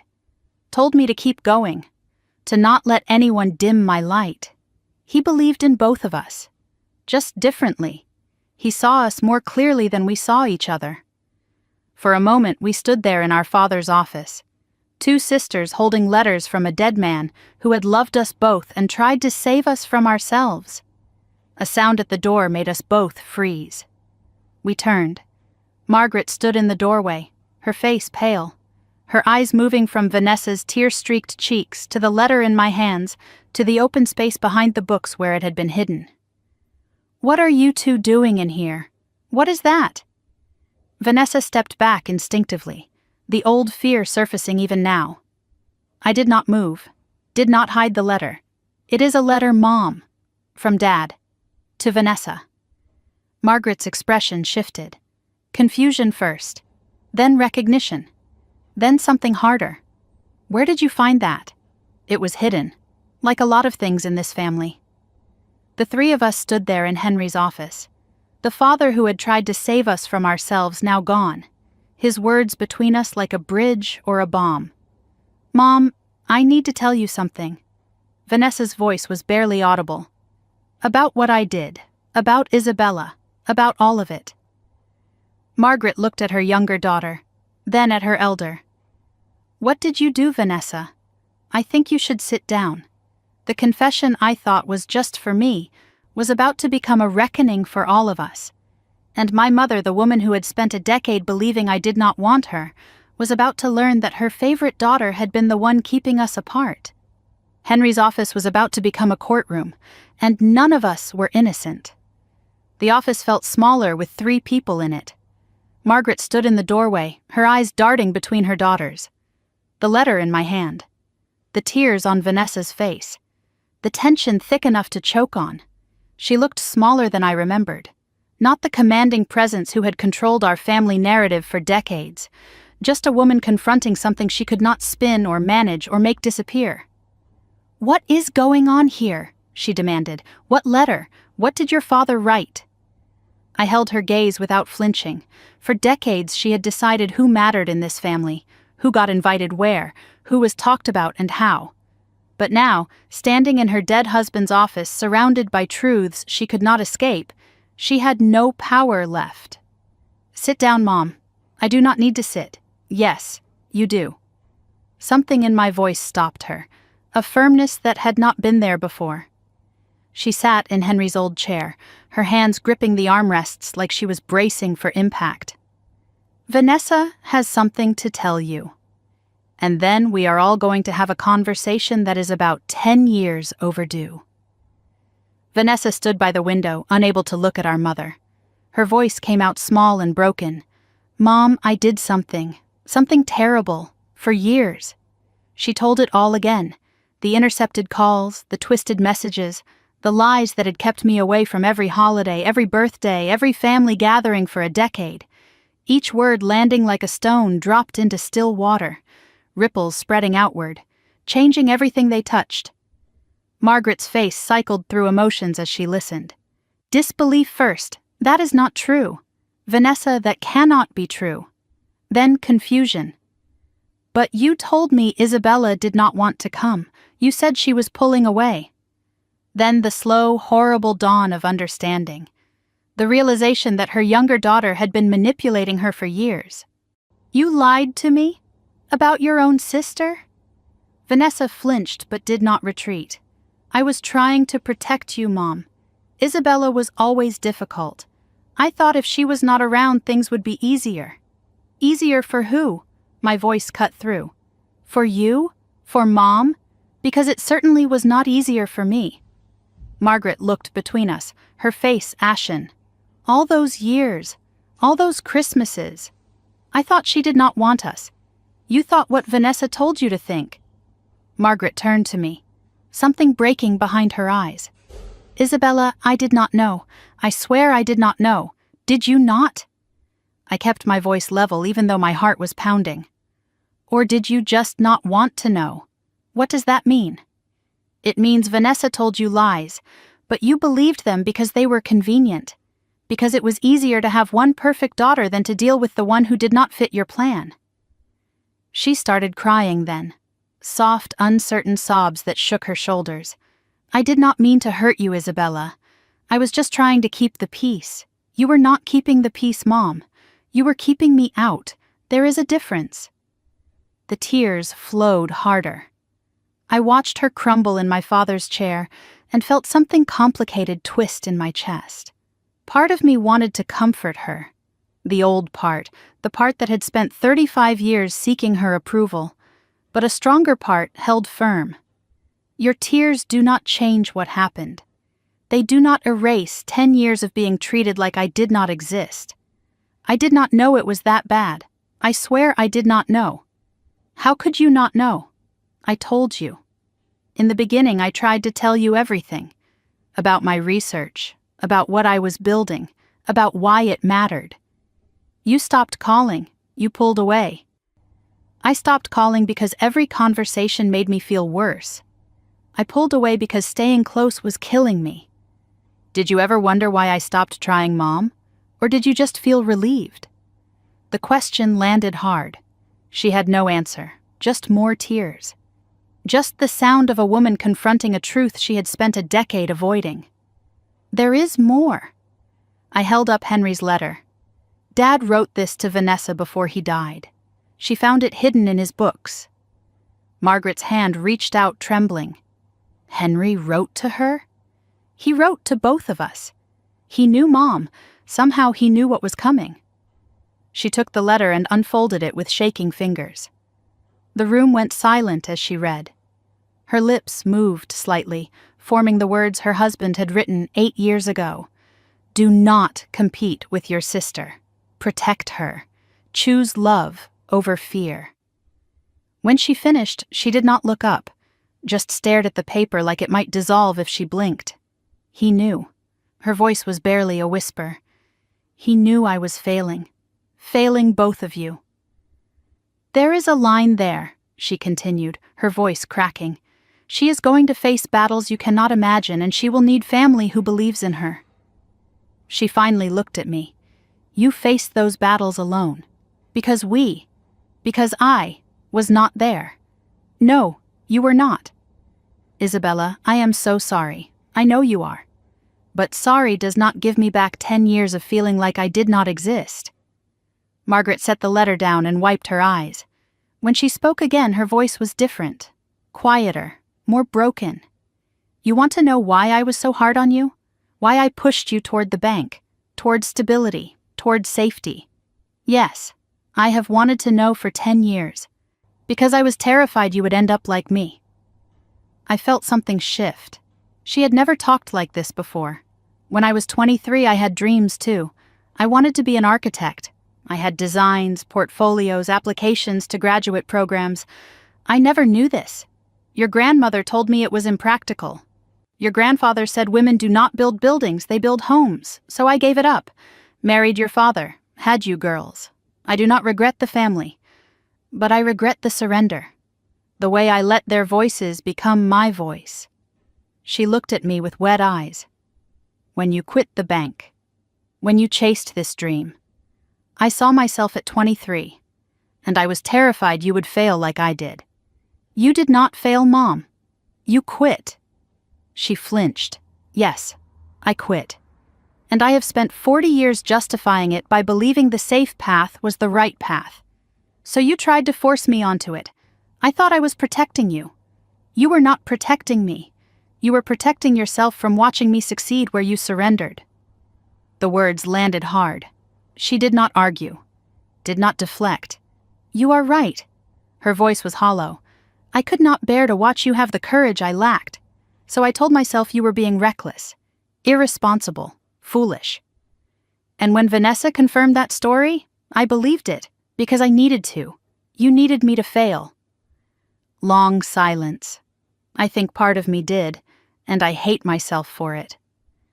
I moved to stand in front of my mother, not towering over her but not backing down either. Do you know what it is like to spend a decade wondering why your own mother does not love you? I do love you, Isabella. Love is not just a feeling, Mom. It is a choice. It is showing up. It is asking questions. It is making space for someone even when they do not fit your expectations. You did not choose me. You chose the idea of me. The version that would have stayed at the bank, married someone safe, had 2 kids by 30. When I became something else, you chose to look away. I am not angry anymore. I was for years. But anger takes energy, and I needed all of mine to build something that mattered. What I feel now is grief. For the relationship we could have had. For the mother I needed but did not get. And acceptance. That I cannot change what happened. I can only decide what happens next. Margaret looked up at me. What happens next? Can we fix this? I do not know. Maybe, but not today. What do you need from me? Right now? I considered the question. I need you to understand something. A small sound from the doorway made us all turn. Sophie stood there, eyes wide, holding a piece of paper. One of her drawings. She had been listening. How much had she heard? Grandma? Why are you crying? Aunt Bella? What is happening? I knelt down and opened my arms. Sophie ran to me, her drawing clutched against her chest. It is okay, sweetheart. The adults are just talking about some hard things. Are you still mad at Mommy and Grandma? I looked at Vanessa, then at Margaret, both broken open, both waiting to see what I would say. I am not mad. I am just figuring things out. Sophie held up her paper. I made this, for all of us. It was a crayon drawing, 4 figures holding hands under a rainbow. Grandma, Mommy, Aunt Bella, and me. See? We are all together, because that is how families should be. The simplicity of it, the hope, the impossible, beautiful innocence of a child who still believed in happy endings. I stood up, still holding Sophie's hand, and faced my mother. I do not need your approval anymore, Mom. I stopped needing it the day I realized I could build a life without it. But Sophie is 8 years old. She still needs a grandmother who shows up, a family that does not hide, does not lie, does not erase people who do not fit the mold. I am not asking you to fix what is broken between us. I am asking you not to break her. Margaret stared at the drawing in Sophie's hand, at the 4 figures holding hands beneath the rainbow. I will not, she said quietly. I promise you, Isabella, I will not. Promises from my mother had never meant much before. But Sophie was watching, and maybe that would be enough to make this one stick. The reckoning was not over.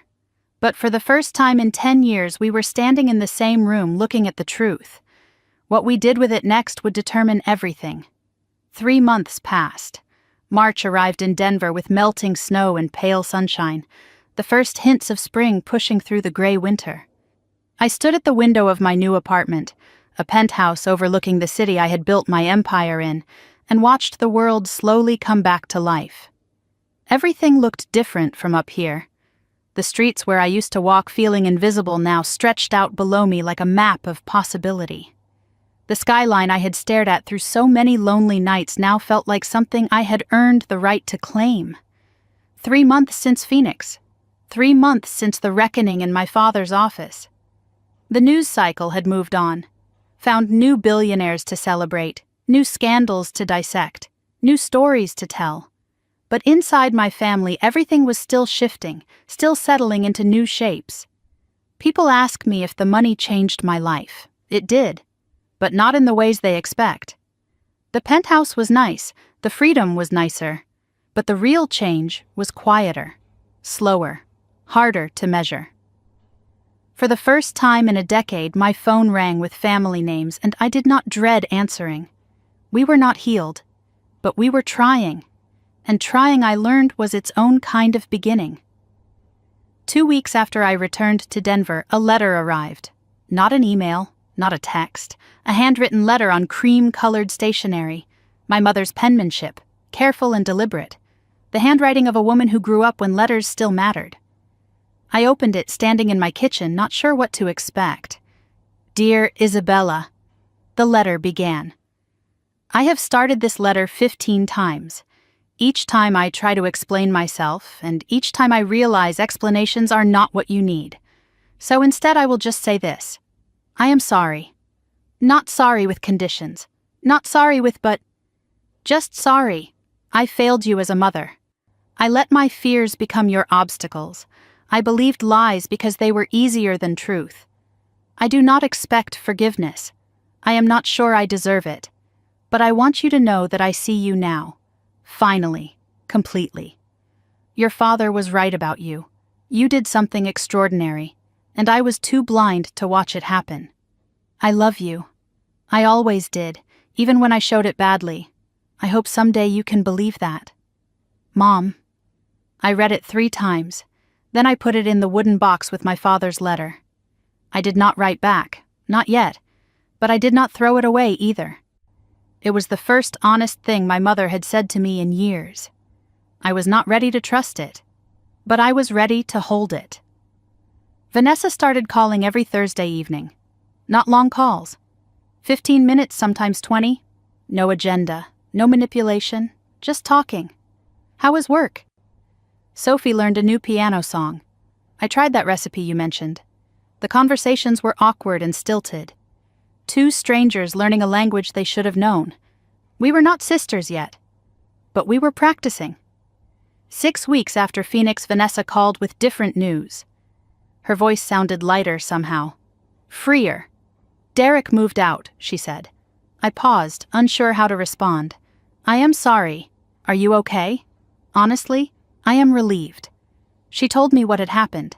He was furious about everything. The confession. The way things went in Phoenix. The fact that I did not leverage your success. Leverage, his word. He kept saying we should leverage the family connection, that I was wasting an opportunity. An opportunity? He saw you as a resource, Isabella, an asset to be managed. When I refused to play along, he decided I was not worth the investment anymore. I let that sink in. Derek had never seen me as family, just as a potential source of wealth he could tap. When Vanessa refused to be his accomplice, he cut his losses. You know what is funny? Vanessa continued.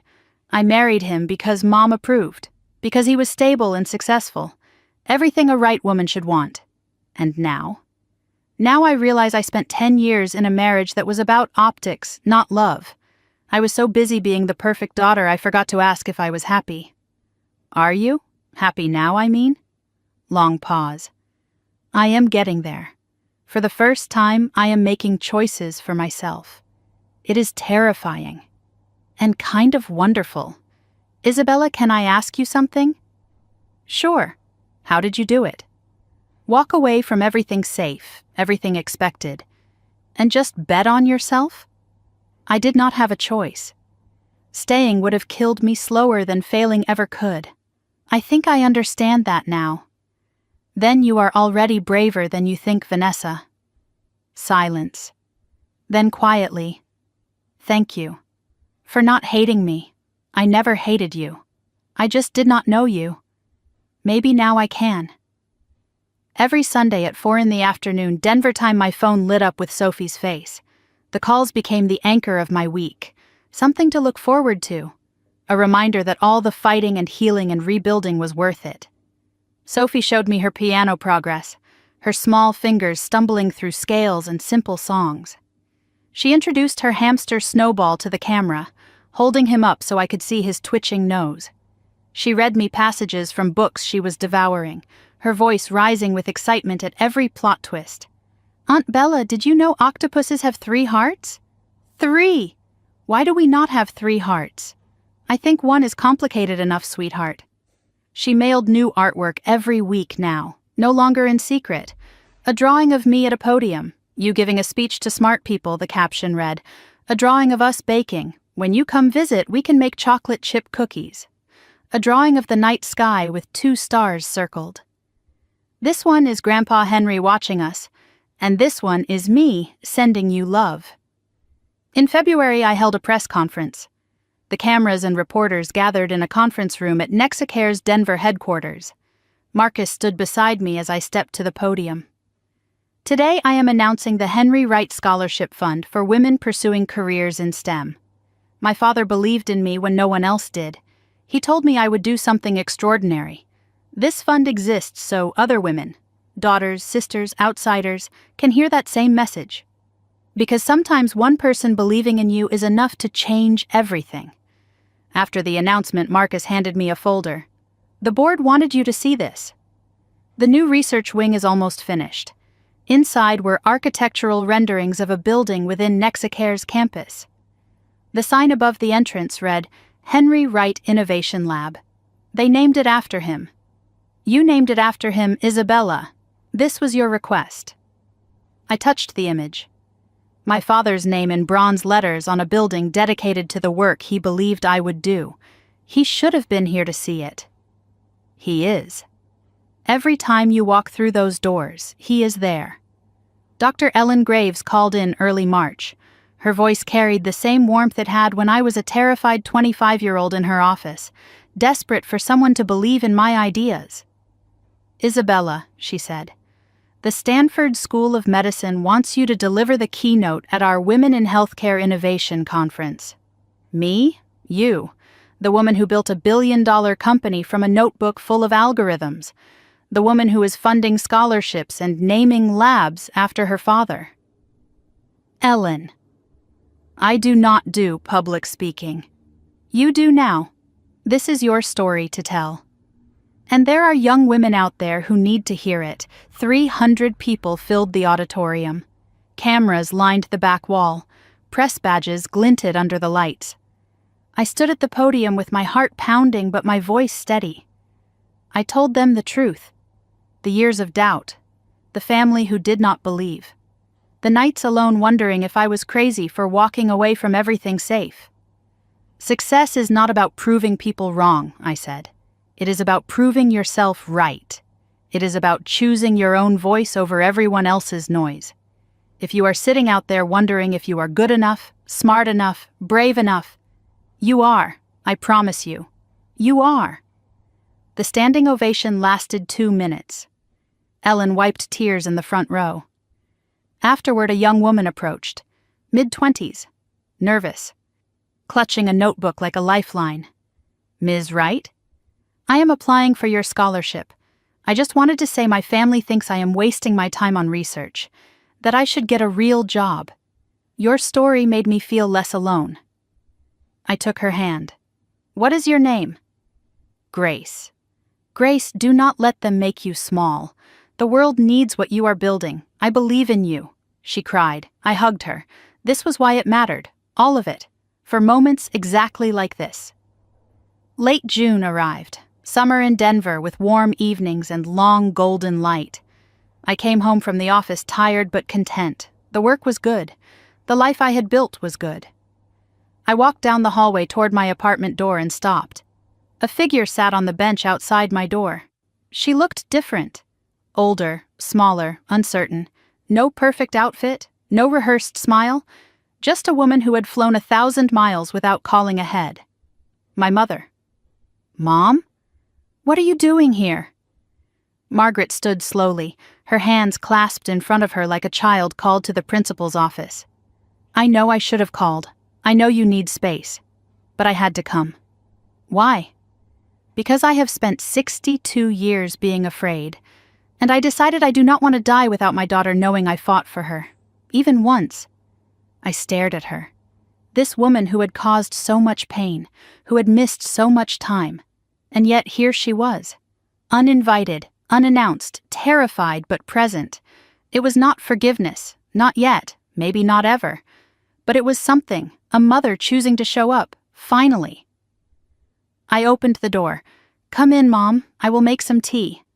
She stepped inside, and for the first time in 10 years, she was welcome. My mother stayed 3 days. We did not fix everything. We did not try to. The first day we mostly sat in silence. 2 women learning to breathe in the same room without the weight of expectation crushing us. The second day she asked to see my office. She walked through the halls of MedInsight, read the plaques on the walls, touched the surfaces her daughter had built. I had no idea, she whispered. I had no idea what you were doing. You never asked. I know. I am asking now. Tell me everything. So I told her. For 3 hours I talked about the early struggles, the investors who said no, the nights I almost quit, the breakthrough that changed everything. She listened, really listened, for the first time in 35 years. Your father knew, she said when I finished. Somehow he always knew what you would become. He believed when no one else did. I should have believed too. I am sorry I did not. I know, Mom. I know. December came again. 1 year since the news broke. 1 year since my mother called with trembling voice, asking if that was really me on television. But this Christmas was different. My penthouse in Denver was decorated for the first time. A real tree stood in the corner covered in lights.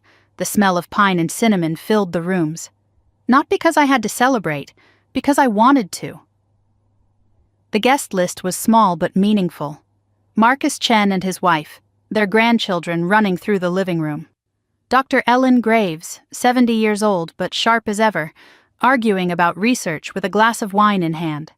3 colleagues from MedInsight who had become friends and then family. And arriving at noon, Margaret, Vanessa, and Sophie. The door opened and there they were. My mother holding a casserole dish. I made your grandmother's recipe, she said, the one Henry loved. Vanessa stood beside her looking lighter than I had ever seen her. No Derek, no performance, just herself. And Sophie launched herself into my arms before anyone could speak. Aunt Bella, Merry Christmas! I brought 17 drawings this time, and a present I made myself. After lunch, Sophie pulled me aside. Her face was serious in the way only children can be serious. Aunt Bella, I have something special for you. I worked on it for a whole month.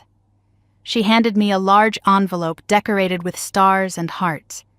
Inside was a drawing more sophisticated than her earlier work. She was growing up. The image showed two figures standing side by side. One was clearly me. Curly hair, big smile, holding a laptop. The other was a man with gray at his temples and kind eyes. My father. Above them, Sophie had written in careful letters, "Grandpa Henry watching Aunt Bella change the world." Below that, "I know he is so proud of you because I am too." My hands shook as I held the drawing, 9 years old, and she understood what the adults had missed for a decade. "Sweetheart, this is beautiful. Do you like it?" I tried to make Grandpa look like the photos. Mom helped me find pictures. I looked up and found Vanessa watching from across the room. My sister nodded, a small gesture, an acknowledgement. "I love it, Sophie. More than you will ever know." She hugged me tight. "Aunt Bella, can you promise me something?" "What is that?" "Promise you will always be in my life, even when I am grown up, even when I am old like Grandma." I laughed through tears. "I promise, Sophie. I am not going anywhere." "Good. Because you are my favorite person. Do not tell Mom. Your secret is safe with me." That evening, after the guests had gone or settled into rooms, I stood at my window watching the Denver skyline glitter below. In my hand was Sophie's drawing. On the table behind me lay my father's letter, worn soft from years of reading. 1 year ago, I was a billionaire who felt like she had nothing. Now the money was the same, but everything else had changed. My mother and I talked every week, sometimes awkward, sometimes old wounds surfaced. But we kept talking. Vanessa was finding herself, enrolled in design classes, finally chasing the creativity she had buried for decades. Sophie was thriving, and she would never have to hide her love for anyone. I looked at the drawing, Sophie's rendition of my father smiling down at me. I used to think success would make them see me, that achievement would earn their love. I was wrong. Achievement earned their attention. But showing up, being honest, staying in the room when it hurt, that rebuilt us. Dad, I hope you can see this. I hope you know we are trying. I touched the drawing and traced his crayon smile. I think he knows. I think he always knew we would find our way back. I spent 35 years trying to earn love from people who were not ready to give it. I built a billion-dollar company in silence, believing that someday the achievement would be loud enough to finally be heard. But here is what I learned. You cannot make people see you. You can only keep becoming yourself until the right people notice. If you are listening to this and you feel invisible, to your family, your colleagues, the world, I want you to know something. Your worth is not determined by who notices you. It is determined by who you choose to become. The people who dismiss you are not your audience. They are just noise. Keep building, keep believing, keep choosing yourself. And someday, maybe not today, maybe not tomorrow, the right people will see you. And they will wonder how they ever looked away. My father wrote me a letter before he died. He said, "You are going to do something extraordinary." He was right. But the extraordinary thing was not the company. It was not the money. It was learning that I was enough, with or without anyone's approval. That is the real success story. Everything else was just details. That is my story, the whole truth, nothing hidden. A daughter who was told she was not enough. A family who learned too late but not too late what they almost lost. A woman who built an empire in silence and found her voice when she finally stopped needing anyone else to hear it. If this story touched you, if you saw yourself in any part of it, I want to hear from you. Drop a comment and tell me, what is your silent battle? What are you building that no one sees yet? And tell me where you are watching from. I read every single comment. Your story matters to me. If you are new here, consider subscribing. Every week I share stories like this one, stories of ordinary people who refused to stay invisible. Hit that subscribe button and the notification bell so you do not miss the next one. And if you know someone who needs to hear this, a daughter who feels unseen, a mother who needs to listen, anyone fighting a quiet battle, share this story with them. Sometimes one story is all it takes to remind someone they are not alone. Thank you for staying until the end. Thank you for witnessing my journey. Now go build yours. The world is waiting to see who you become. I believe in you, even if no one else does yet. Until next time. This story is fictionalized for dramatic effect.